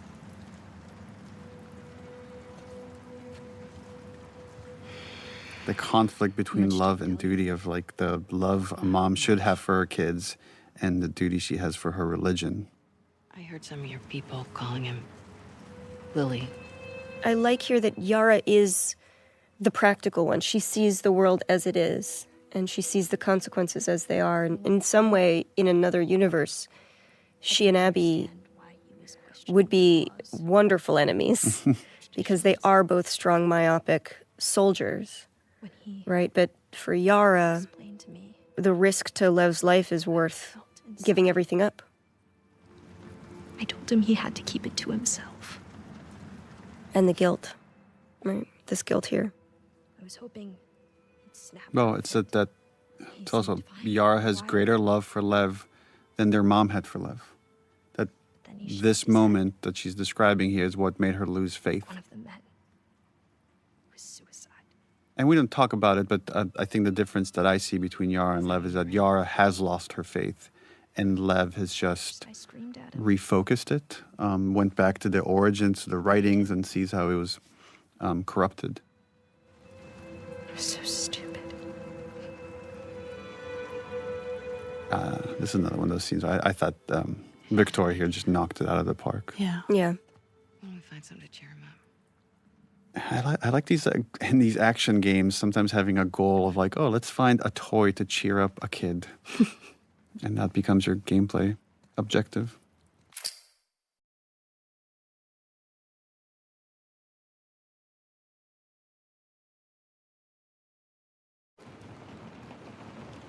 What about this? It's perfect. Mel's wrong. Another brilliant thing Ashley Swadowski sort of conceived of is you watch the kids visually change and move away from scars over the course of this game. So here we see Yara is now dressed like a civilian, but she still wears the braids. Sorry, I didn't realize you owned everything in the aquarium. She's not fully letting go. My aquarium, my stuff. I'm just kidding. Take whatever you want. You can't. Have you seen Lev? Yeah. He's down Yeah, we're about to get into this conversation of, I mean, they're talking about their relationship, but thematically there's greater stuff here, which is when are things too late? When have you gone so far that there's no coming back from it? She couldn't tell I was joking. They are very literal. They're literal people. I suck with kids. It's funny he says he sucks with kids, but I think Owen would be a great dad. Oh, I think he'd be an incredible dad. Another world. Coming to Santa Barbara, right? I can't. Why? You know why. He's such an optimist, right? He's about to talk about that. We'll figure it out. I don't know how, but we'll figure it out. I know. I know it's a fucking mess. I know. But we can choose to be happy. Happy. Again, going back to something you said earlier, Neil, but it's like this idea that suffering is the way that we honor the dead. I don't think Abby has fully admitted, like, no, I don't have a right to be happy. There's no. Yeah. Lev! Get back here! Lev! What's he doing? He's going after her. After who? His mom. She's gonna kill him, Abby. Is the boat ready? Not yet. How much time do you need? A few hours. This is their last conversation together. She just had surgery. I'm fine. How else am I gonna find him? I'll go with you. Owen? They're heading to the fucking island. Exactly. I'm not gonna let her go by herself. I think there's a part of Abby that knows she's about to head into a suicide mission. Yeah. Yeah, absolutely. And this is her forcing Owen to stay here. She's really trying. She's trying. The irony is in staying here. She dooms them. She abandons them, yeah. Dooms him.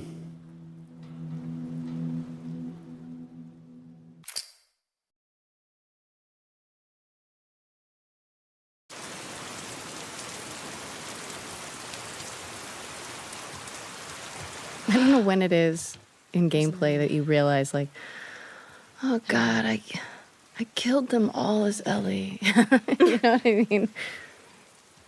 What did I do?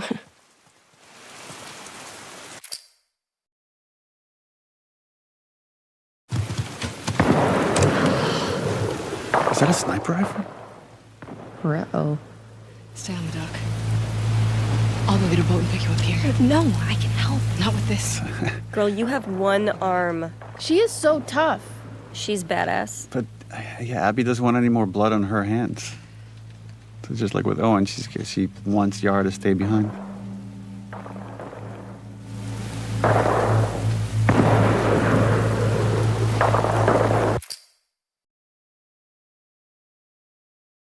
Get down! Abby, what the fuck? Manny. You by yourself? Yeah. I really like the dynamic between Abby and Manny. Sniper's a fucking bro. Just a couple of bros. A couple of bros. We were supposed to get the island tonight. Then this pendejo showed up. Tommy's so I sent the cool. guy to call for help. It's so interesting how very few players guessed that this was Tommy right Oh, here. really? Yeah. I need one of those boats. Now. Just because it's been so long, and you forget about there's a whole other cast of characters that are on this island, and now these two stories are starting to merge. Right, at first it feels coincidental, like, oh, she just happens on Manny. It's like, no, Manny was targeted.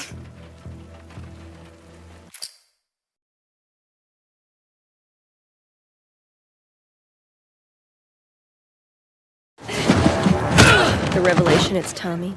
What? No wonder he was so good. Like, oh right, this whole other game that's happening finally collides.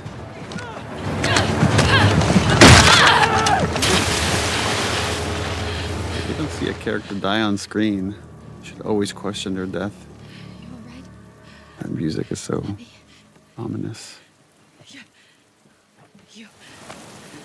I like how she's just burying the death of her friend. Yeah. Just stay, again, she has this very narrow focused mind. And the realization that it's all gonna come crashing down. And the guilt, I would imagine, right? Like, the thing I would be burying in that moment is, oh, that's that guy? Oh, I'm complicit in the death of my friend.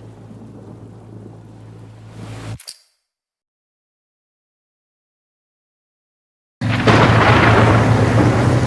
another one of those that's, if you were to see the making of it, it'd be so funny because they're like, okay, and wave. And wave. And you'll have to act the physics of the boat. And then later, the animators like touch it up.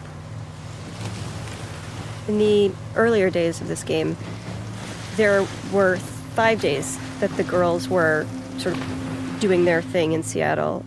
And now we're on their territory.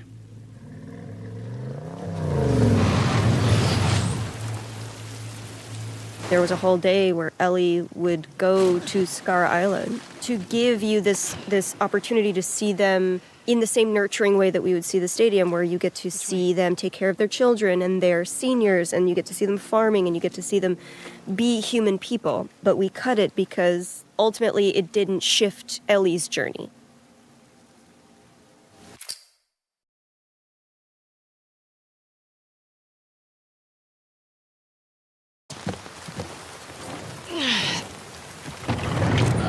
This scene. This is a heavy scene. Mm. Unlike the rest of the game, which is just a comedy.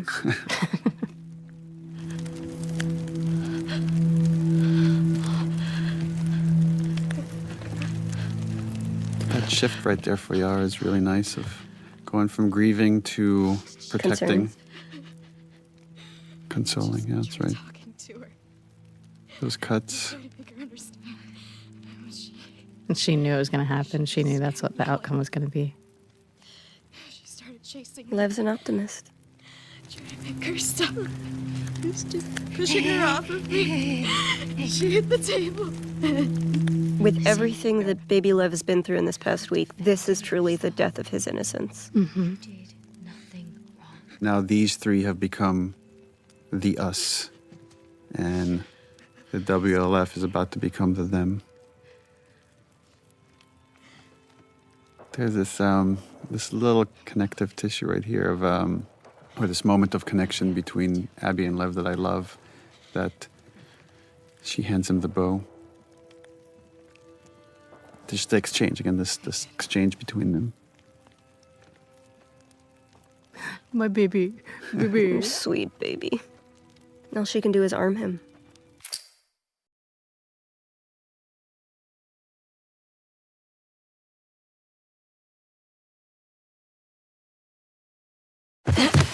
This way. Got one!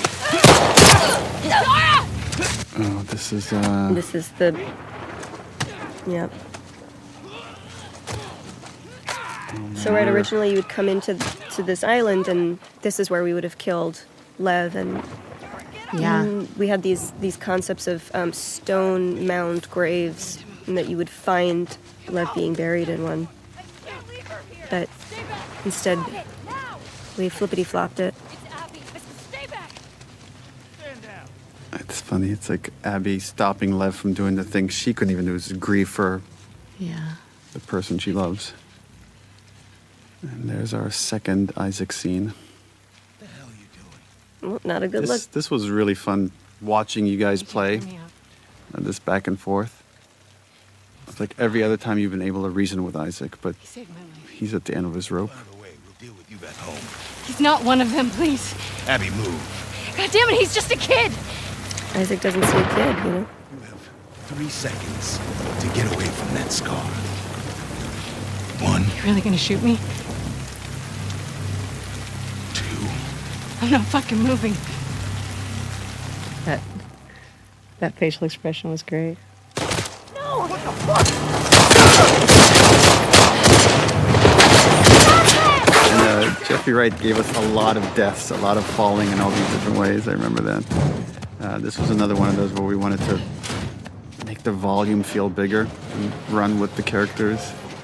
And then we had a hard time, I don't know how much you remember, Laura, of like getting this beat to land right here, this exchange between the two characters until we somehow, I don't remember the exact order of events, but we came up with this line right here. You're my people. Yeah, we were on the stage and it just wasn't quite working. And you came to me and you said, let's brainstorm some other lines. And I said, you're my people. And you're like, okay, that's it. And you just walk back on set. And it really, it's become my favorite line in the game because it is, to me, it is the unifying idea.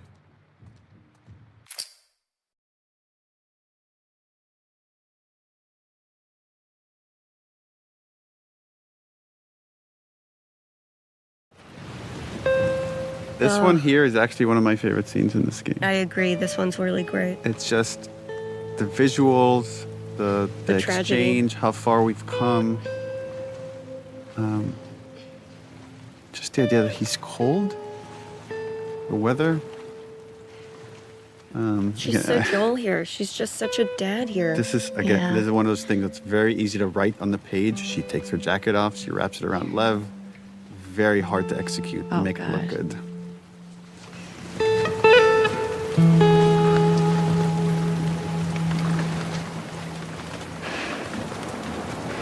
Look how she's looking at him.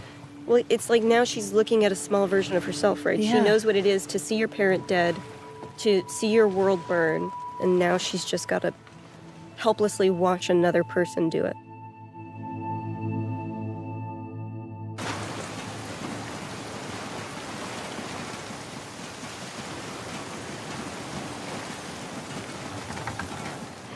This is, again, where the two stories are barreling into each other. And we have a series of losses. I mean, there's this nice dramatic irony. The player already knows what's waiting for Abby inside, and they're like, oh my God, oh my God, oh my God. And they're waiting to see how this If they plays remember, a lot of people forget. No, But as soon as they see Alice, Oh yeah, Alice is the that's trigger. the giveaway. What can you say to someone that just lost his mom and his sister at the same moment?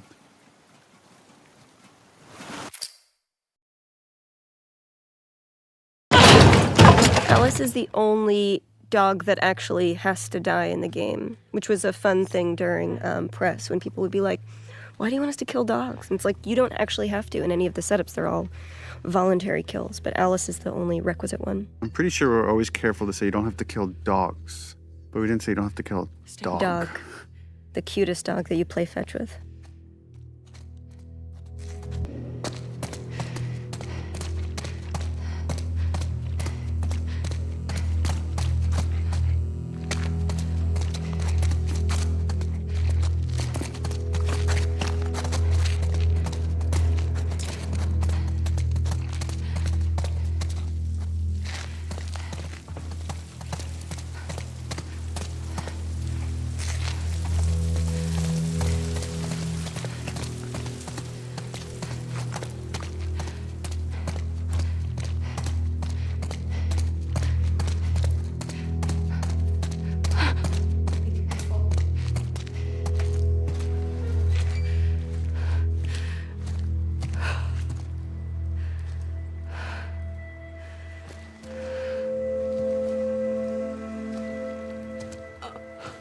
This is, Laura, you make this look very easy, but this is a very hard scene, I think, watching from the outside to act, which is you have to go from grief to pure rage I think, Hallie, this was your throwing up that you wrote into this scene. Yeah, probably.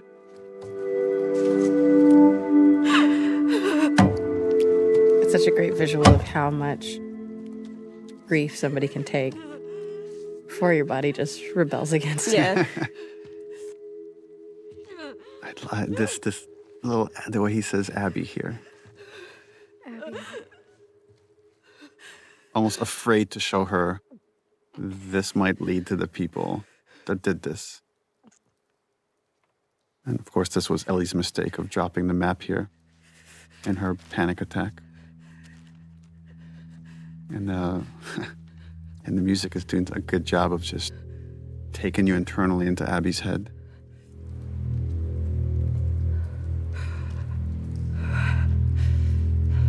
Now she's regressing back to the vengeful spirit she was before.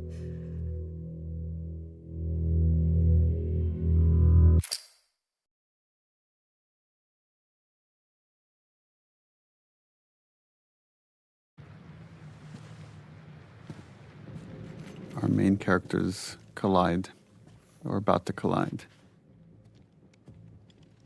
I think one of the things that makes Laura's performance here so special is that this character is so hard and so terrifying, but in every scene where Laura is scary, there's also this patina of vulnerability, of fragility that's coming through, where you can feel that she's quaking with rage, but there's so much complex stuff happening underneath that rage.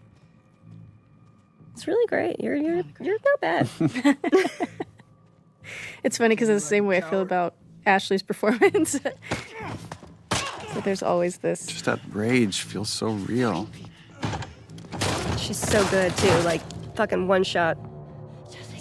And from her perspective, it's Jesse's an NPC. Yeah. He means nothing to her. Stand up! Now! Don't you fucking dare! Shut the fuck up! All right, stop! Stop! What is so beautiful here, or tragic, is that Ellie doesn't get it. Right? What Ellie's about to say here is like, I know why you killed Joel. He did what he did. well, he did it to save me. There's no cure because of me. And Abby's like, what? Not It's about that. I don't know how much Abby cares about it. It's about her Yeah. dad. You killed my friends. Like, I showed you mercy. And you wasted it. And players were so uncomfortable here. Like, I have to go up against Ellie now. And this is very much by design. Who is scary. She's wily, but you're beefy. Stay here. Watch the exits. Don't let her leave.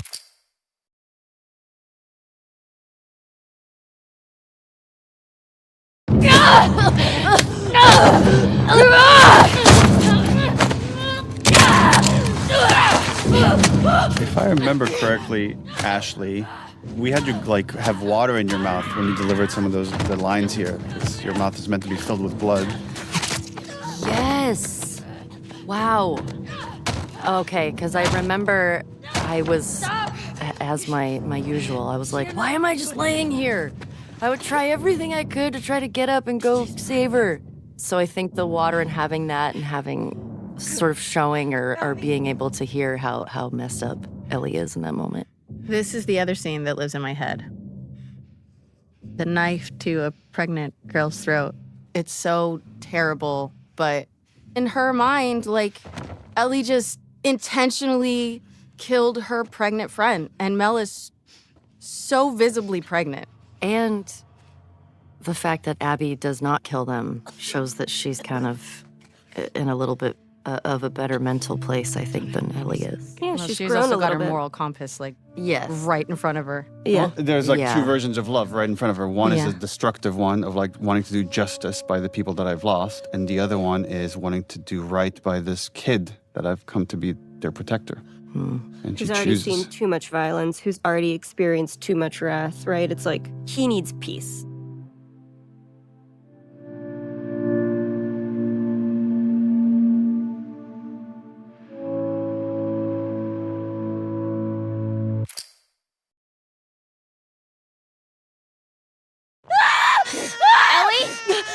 That poor baby. That poor baby. Yeah. We had a lot of conversations here about Ellie's thought process, the things she's not expressing, but she put the baby's life at risk right now, right? It's like, who knows what, and when she's in this fog of PTSD, what she could have done. This is the moment for Ellie where she's... It's never going to get better. It's not going to get better, and she's put her family in danger. So it's probably better to just go. Well, Dina is also trying to sweep it under the rug, and this is what's going to happen in the next. He was like, let's just go back to bed. Everything's fine. If I could buy another week, maybe she'll get a little bit better. Or even just the distance to speak. It's just like when somebody's really in the thick of like the panic and the fog of grief like that, it's like you do kind of need time in order for them to kind of continue to progress through the stages. But it's like Ellie is refusing to move through these stages. And so like I feel like when we were doing this, like the patience that I have with it was that it's like maybe she'll move to the next stage soon. Maybe we're getting there. Maybe that's what we're getting to.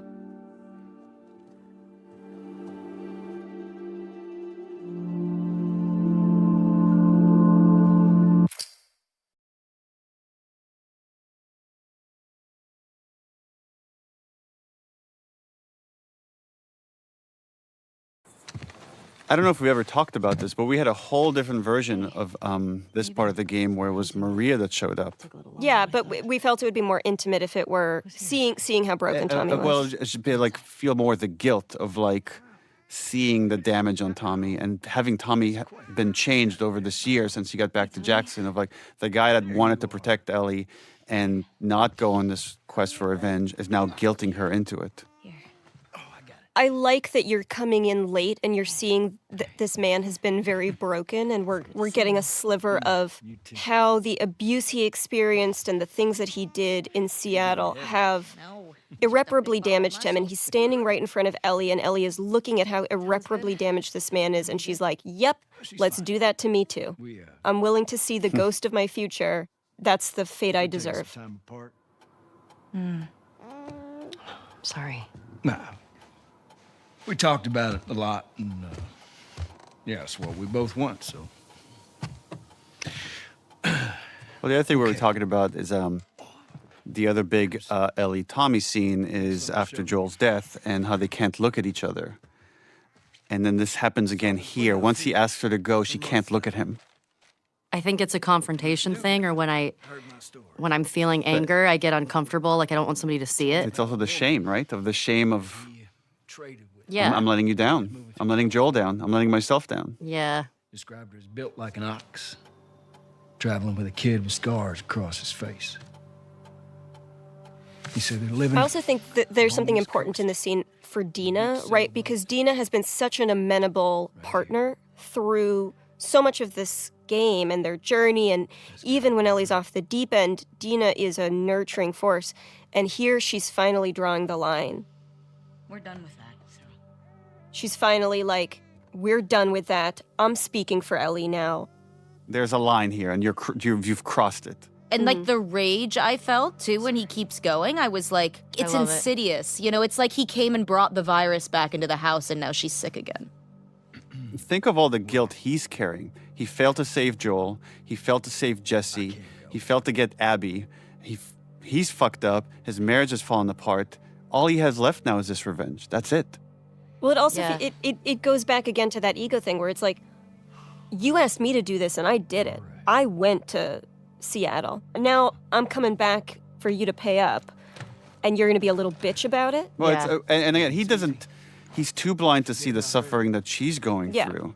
All he could see is like how damaged he is. But what he's say like, oh, you live out here and you got your family and everything's cushy and everything's fine, and I'm the one suffering. But he doesn't see that he's not the only one suffering. What a joke. And I love that Jeffrey, when Dina walks over and Ellie's sitting there at the table, and Jeffrey is not even acknowledging Dina. In a way, Tommy might feel like, I'm more family to you than Dina is. I've known you longer. Like, that's exactly think what of everything it felt, we've been through. And it's the only time there's really personal conflict between Ellie and Tommy. That's one of my favorite Dina moments. Yeah. Because it felt so real. I was so mad. Yeah. Just like flying out the screen door and being like, listen, motherfucker, get off of our property. I love it.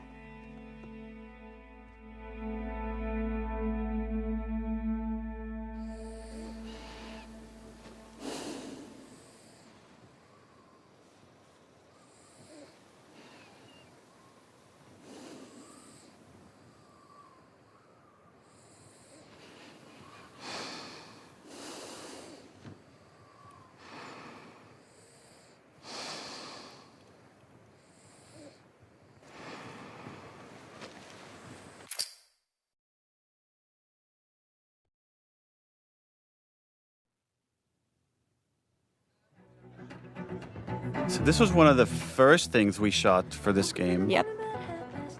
There's so many characters here.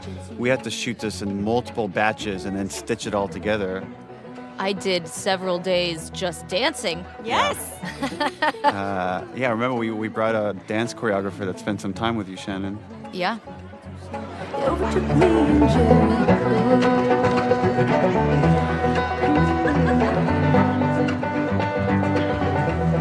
This was the demo, and so we had to. This was tricky because we're introducing to the world a lot of new characters with a lot of interesting dynamics, and trying to do that through exposition, but as thin an exposition as possible because, dear God, nobody likes exposition. It was hard. What happened? This scene has jumped around all over as we're playing with the structure. It used to be in the very beginning, and then we felt we just had too many cutscenes in the beginning. We needed to get to the action a little bit faster, and then we moved it to the end. We changed the writing for the beginning. She's putting on quite the show. But there's something kind of nice, and I guess there's a tragedy to it of coming here at the end as a memory. Of just seeing Jesse's alive and Ellie and Dina are okay and no one's, and there's Joel. Hey, what took you so long? Oh, And this like really innocent first kiss. Hey, don't forget, we're heading out early, so get some rest. Yes, sir. You're such a dick. Come on. This was the first scene we shot. This was the first scene we shot after you hired me. Yeah. How bad do I smell?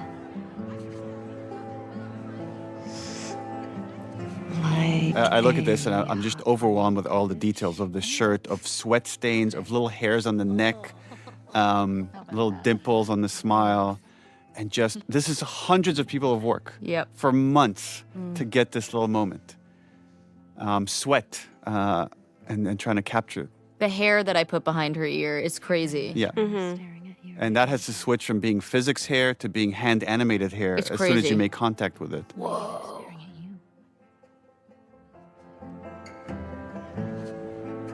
Or not.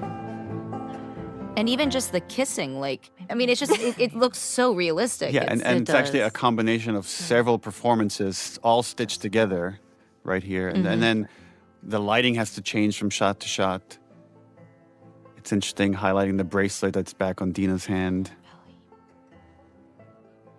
It's a nice reflective moment of like how innocent things were for all these characters. Yeah. I love just the little surprise on Ellie's face, the little like moment of shock before melting into it.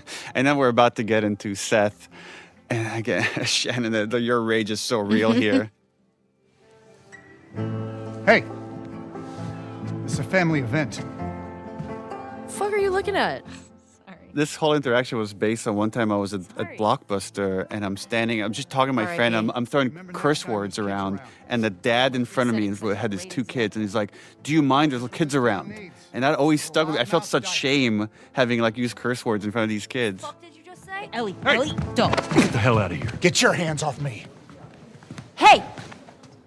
Enough. Come on, you. Let's go for a walk. What about them? You worry about yourself. I feel so bad for Joel here. Ugh, me too. What is wrong with you? She doesn't want to be under his shadow anymore. No. But he can't help himself. He's just trying to. He's trying to dad. Someone is hurting her, and he's going to stand up for her. Oh, Papa Bear. Yeah, you know you were an asshole. Yeah. Yeah.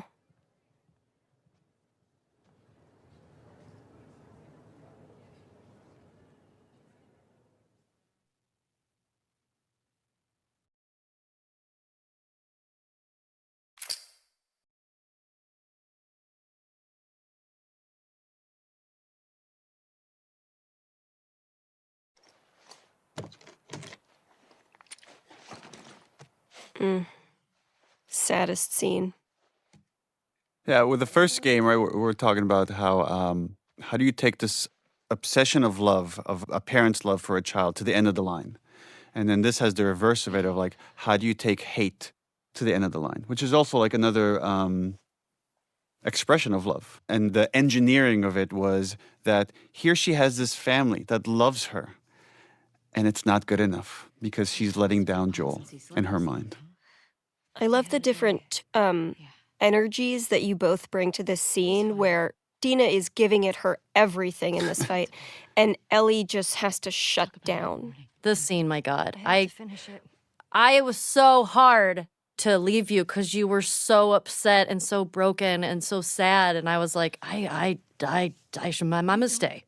I'm sorry.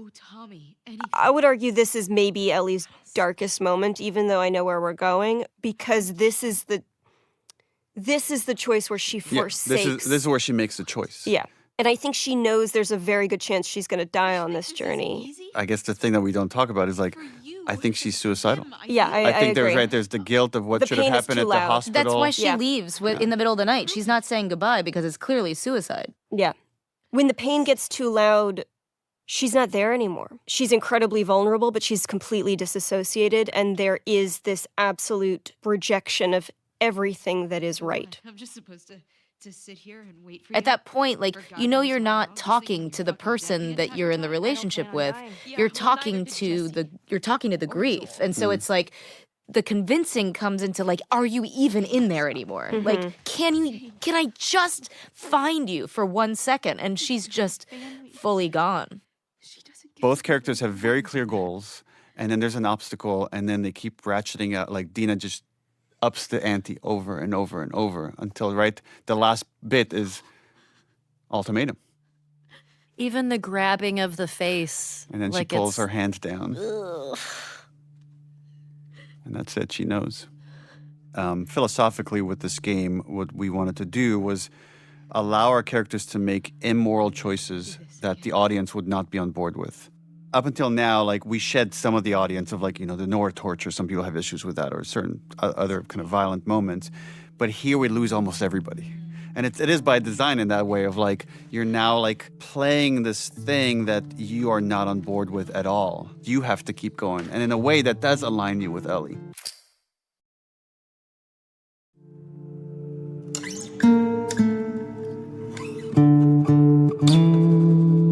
These shots are so gorgeous. There's a nice misdirect coming up here. We purposely gave Lev chucks, so you're thinking for a second that, oh, okay, this is where I pick up Ellie's journey. And again, now you've been a while away from Abby and Lev, and now Lev has fully shed his seraphite exterior, has hair. I love to see their growth, their relationship in this moment. Okay, Constance. In letting go of hate, Abby has taken on Owen's optimism, Owen's hope. This thing that was just this flame that was almost completely extinguished within her. Somehow in all that tragedy and all that horror, she was able to find it again. Her face seems brighter, it seems lighter than it has been the entire game. Come on. Even in the flashbacks.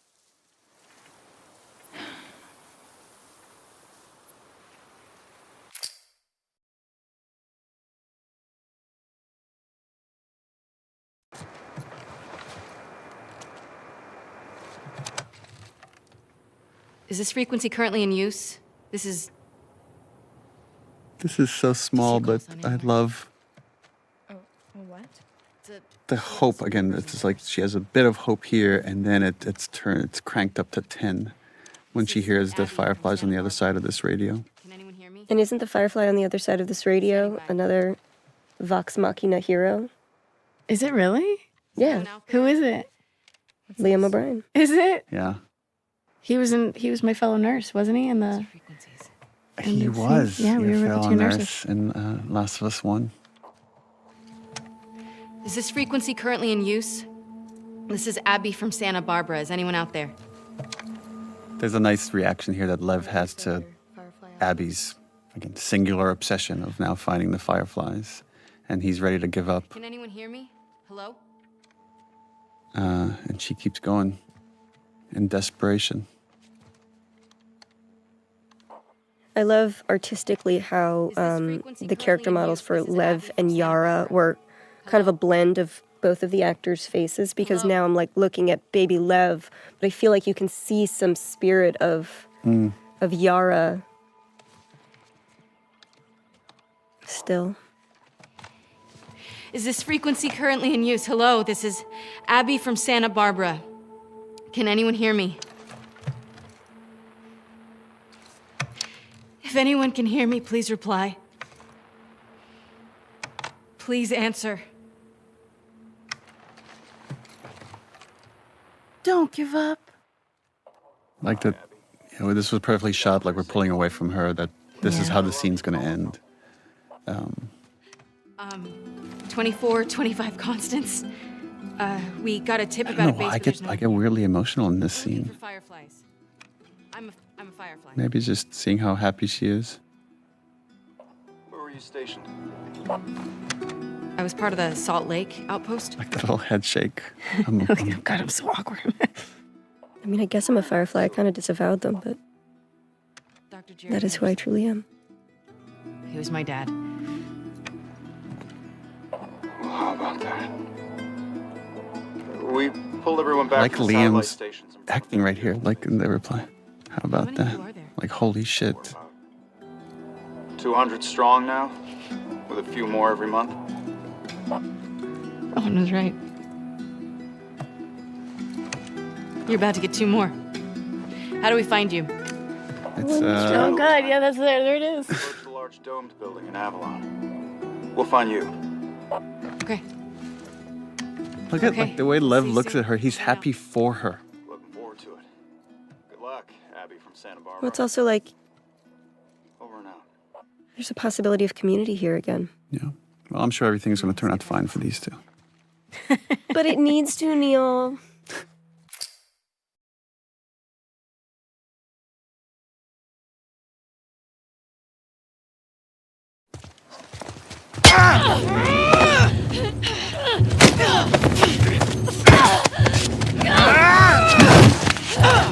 Here they get ambushed by a new group, the Rattlers. The Rattlers are the worst people we've encountered in the game for both practical reasons, which were we want you to get to see Ellie at her most vicious, most violent. We want her kills to feel brutal and justified. And we want to feel like Abby and Lev, were they not saved, would have died. There's also, with this group, wanting to make them really awful, to play a little bit with tropes and structure and misdirect the player, that in a lot of these stories, you have these two characters that you're rooting for against each other, and then there's a really evil force, and you see them team up, and they're going to work together to defeat the bad guys. And that's not how this plays out at all. That always felt a little too cliche, and I don't know if it really spoke to the themes of what we're trying to say here. But we wanted the player to think that's what's going to happen.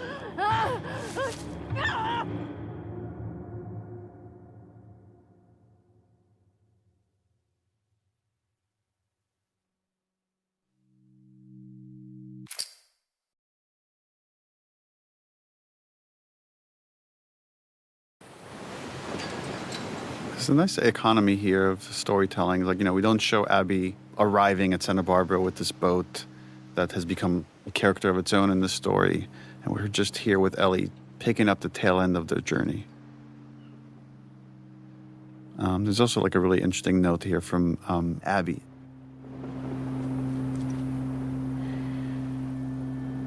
And it's also the first time we're seeing just how emaciated Ellie has become. And she's sunburned and clearly not taking care of herself in the pursuit of Abby. I mean, it mirrors it can't all be for nothing, because she's killed so many people at this point. If she stops, that all is just for nothing. I really like that, the parallel of the first game of her wanting to see things all the way through with her stubbornness, even though there's a part of her that says this is not the right thing to do.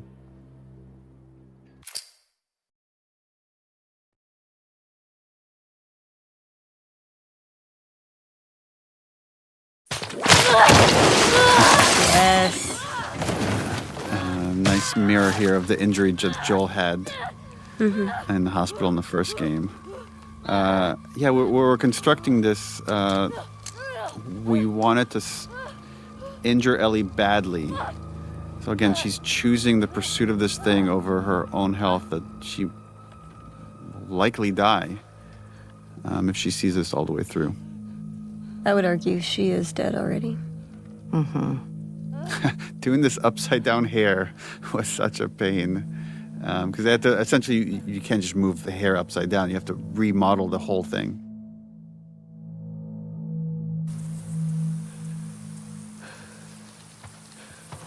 And we wanted her to have lost so much blood. It's again, the whole thing is starting to feel like a fever dream, and she thinks she's seeing like Abby and Lev, and then realizes, oh no, it's very different people. Travis and Logic. This was another moment to show how far Ellie has come, and how easier it is for her to kill someone in cold blood now versus the earlier parts of the story.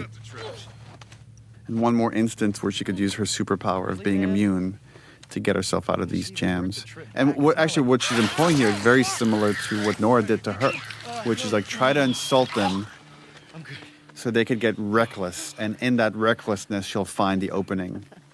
Something funny? Looks like you shit your pants. It's a good trick. I remember in this scene when I take the gun off of Bobby, the strap in one of the takes went across his neck, and I gave him a really bad rope burn. Oh no! Because I just like yanked it really quickly, and he had that for about a week. Oh no! It looked really, I was like, oh no. It looked like he was strangled or something. But he looked badass. He was so excited. It was like, oh my God, Ellie killed me. He was such a fan of the game. Right. He was excited. I love how efficient that action is right there. Just grabbing the gun, spraying across his legs. And watch this little smirk that you give when he points out your bite. Because he doesn't know you're immune. No one's immune. She had a scrawny kid with cuts by his mouth. Travis Willingham.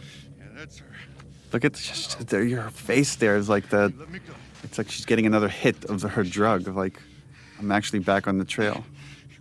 She's so close, you can feel it. Watch this smile. Looks at the bite. Right. Talk. There. She's in a holding cell in our camp. Where's that? Head that way till you hit the railroad track. That'll lead you to a resort. It's like, had this exchange happened earlier, if she killed someone in cold blood earlier, there'd be a very different reaction. It's like she's becoming more and more like Joel at this point, more and more capable and more cold about violence, where she could just execute it and move on and not think twice about it. I think at this point she's completely disassociated from the Ellie we've ever known. Staring him in the eye as he's dying.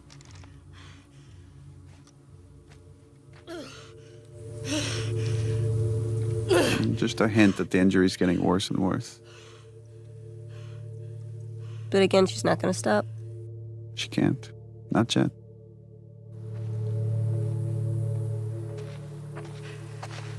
Tracks to resort. Tall round building. Tracks to resort. Tall round building.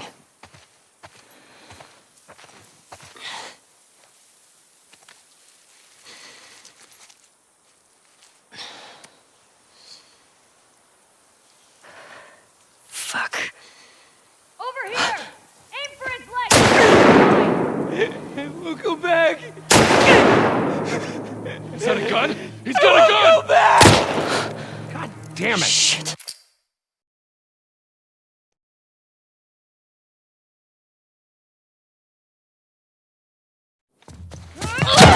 Remember this. Yeah, so the idea, right? She gets hit right at her injury.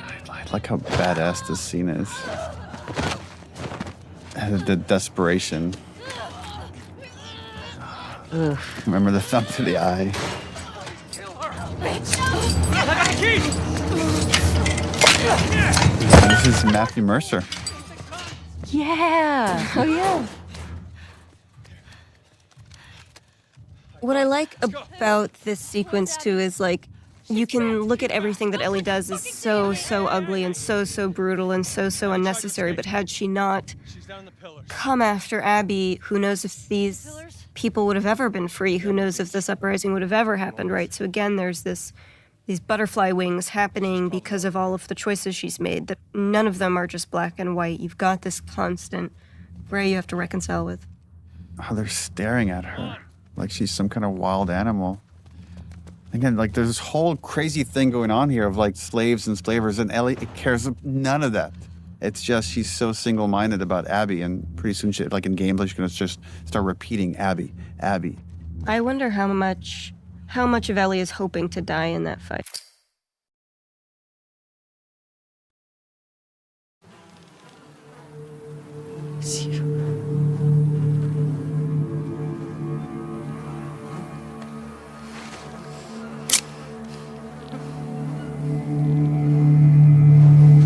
But I love how surprising the speed is, right? It's like you keep moving towards this idea of this fight, and the whole way you're like, Ellie, you're too fucked up, don't do this, don't face Abby, we know what she's like, and now you come to this absolutely wrecked, frail.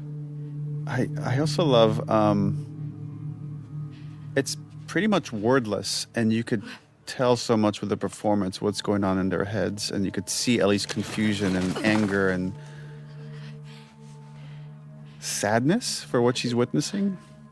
Yeah, it's hard. It's like finally the prize is right there, and now it just doesn't feel as satisfying. I always read that like there are boats this way moment is like, if I'm nice to her, if I'm just like treat her like not my enemy, then maybe like this will all go by quietly.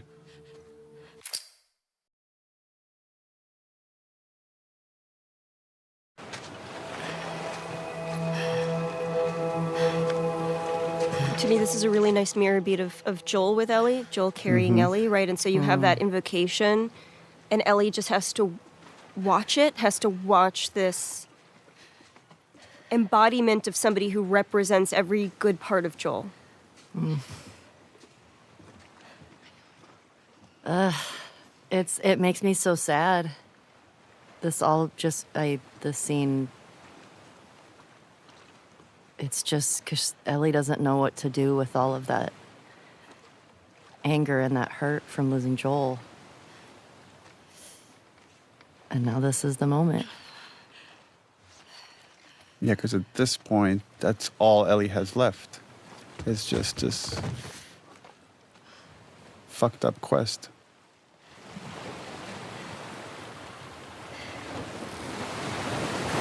Yeah, imagine having that image stuck in your head and not knowing how to get rid of it. Yeah.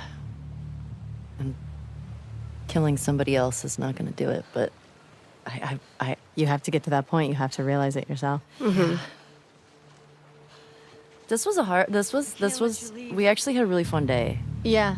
As hard as this scene was, and it's so funny doing this with one of your best friends, of just like fighting each other, pulling her hair, being like, get out of here, let's fight, kick me.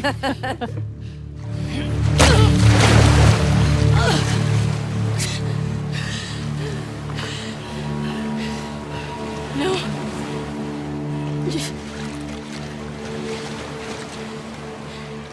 I'm not gonna fight you. I think that threat is fake, right? It's, I don't think. Yes. I don't think. She's bluffing. I absolutely think she's bluffing. Really?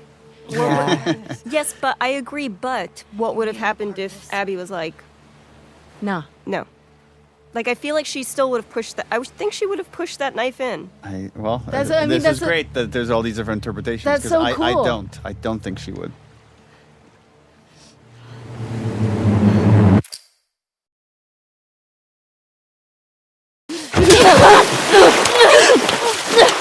There were all these other versions of how Ellie lost her fingers. Remember, Hallie, of like, there used to be when someone was waiting for her at the farm and then tortured her in retribution for what happened in Seattle. Yeah. Oh, I didn't know that. It was like the parent or somebody Yeah. of somebody who died, of like an NPC essentially, who came, and so you're seeing that cyclical nature of violence of like, you killed my person, you killed my person, you killed my person. So somebody you didn't even realize you'd really killed tracks Ellie down.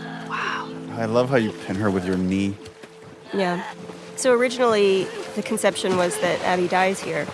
And it would have been such a different game, I think, if right now there was just a body underwater and Ellie was having this moment. Yeah, you didn't know that? I did not know Abby died here originally. Well, yeah, originally, like, I think both Yara and Lev died.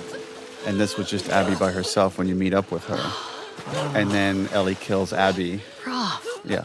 I think leaving Ellie with 3% of the humanity that she got from who she was, that good kid, that scrappy kid that Joel helped shape. I think if she killed Abby, you would never see that kid again.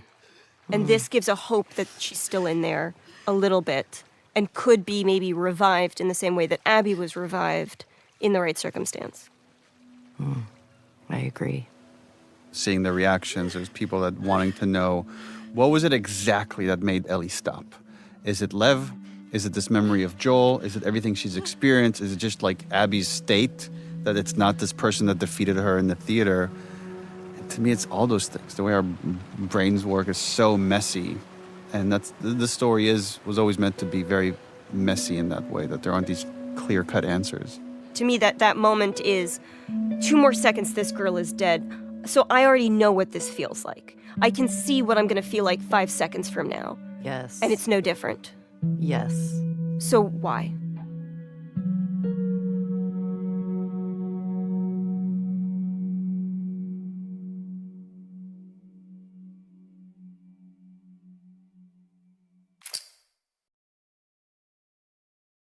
Originally, the house was fully empty. And there was a concern, I think, that we had that it's going to feel like something bad happened to Dina, and we don't want to make it feel like it's... Right. That's the thought in her head. It's more, Dina has made that choice to move back. She had to move back, too. She couldn't stay there alone with a baby. It was too dangerous. But I do think there's something poetic in, like, she didn't take Ellie's things with her. Yeah. There wasn't a, I'm waiting for you, I'm going to build her home. It's I'm letting this die, here. And I'm going to let everything rot for you. Well, that's really bleak.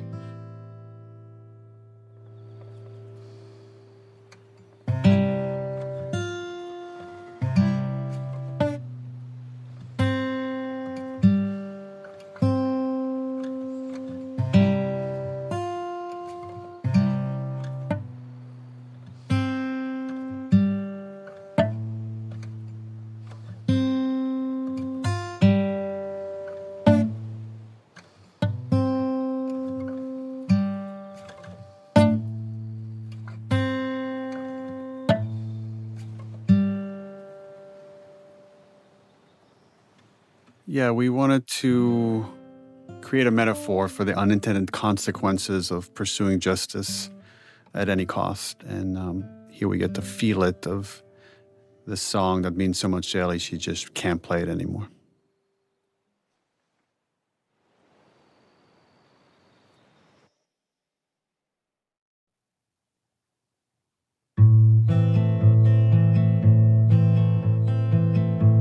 Also interesting thinking about Joel's headspace right now, like just been humiliated by Ellie in front of everyone. Who knows what's going through his head, but for me, sometimes when I get just filled with anxiety, it's guitar. It's just sitting down and just jamming and just... Yeah, not even playing a song, just playing through something. And we've had this scene at different spots of the game until we finally landed. It's this final moment. Yeah, I think originally we were going to put it before the midpoint showdown of the game. Right. Oh, it plays so much better at the end. Yeah, no, now you can't imagine it anywhere else Yeah. once it's here. What are you drinking? Traded his soul for coffee. Where'd you get that? Those people that came through last week. Oh. I would do the I'm same. embarrassed as to what I had to trade. This is the most Ashley has ever pushed back on a scene. Wait, really? Which this was because originally it was written that they hug at the end of the scene. And you're like, I don't know if they would. I'm not sure we could get all the way there. You were a sport about it, and we did 2 versions, one with a hug, one without a hug. And they were both very, very good. But ultimately, you were right.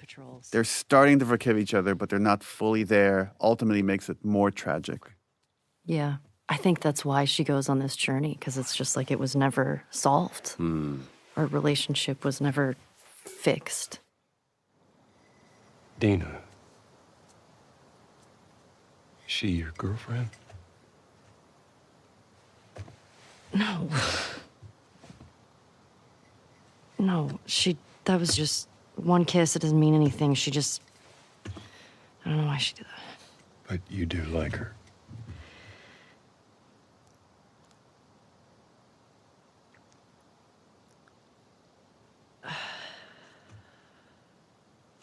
They just have like a father-daughter moment. Just this exchange about this crush that she has on this other girl, and Joel telling her like she would be lucky to have you. Again, he has unconditional love for Ellie, and that's what drives her mad. It'd be so much easier if he was just a complete piece of shit. Oh yeah, then you could just forget about him. Yeah, but you can't. I mean, that's what's hard. I mean, she knows that he cares, and she knows that he does love her. I was supposed to die in that hospital. I also love that you bring it back to we're talking around the thing that we need to talk about. You took that from and me. you doing all of these gestures to try to make it better is not what I want. I'm going to bring it back to what the issue is, and that's I should have died in that hospital. I also love watching when do you both decide to make eye contact? Oh, right. Interesting. And it's like right here for the watch at the end of this statement for emphasis. All eye contact. Because I am dead serious. I don't care the cost. I would do it all over again. Even if it means I'd lose you. There is something to be said for your writing in this, which is I would do it all over again, and I would do it all over again. Walk the knife's edge of meaning. Because there's one that is repentant, and there is one that is resolute.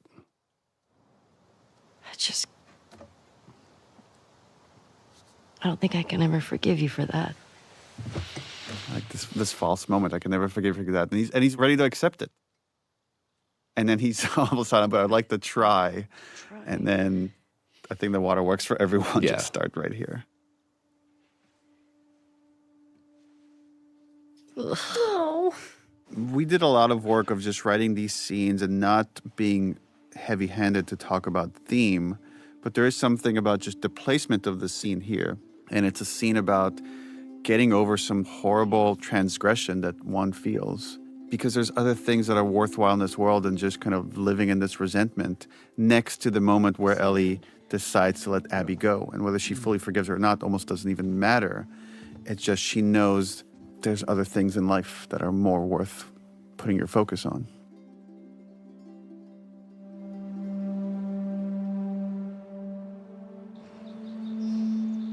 It's interesting seeing since the game has come out. It's been out for a few years now. How many different interpretations there are for this leaving of the guitar here.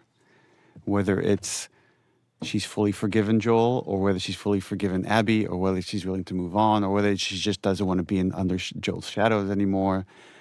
And when people always I don't know if you get this often, people often come to me and they want the answer. They're like, which one is it? Mm-hmm. And I'm like, it's all those things. It's all those things in some way. Like people's minds are so complicated. Yeah. I mean, I think it's what we've been talking about with grief and how that can sort of manifest in somebody. I'll caveat by saying this is my own interpretation. And it doesn't mean that it's right. It's just mine. But sometimes you have so many triggers for trauma that you just need to let anything that might trigger you, you just have to let it go and start over. I mean, how I felt in that moment of it's easier just to not get close to people. We know when we were writing this, we had so many conversations about leaving it on a hopeful note. And even though it's very dark, I do find it to be a hopeful note. It's left with that question of once you've committed all these atrocities yourself, can you come back from that? And we saw that Joel was able to, and then maybe Ellie could as well.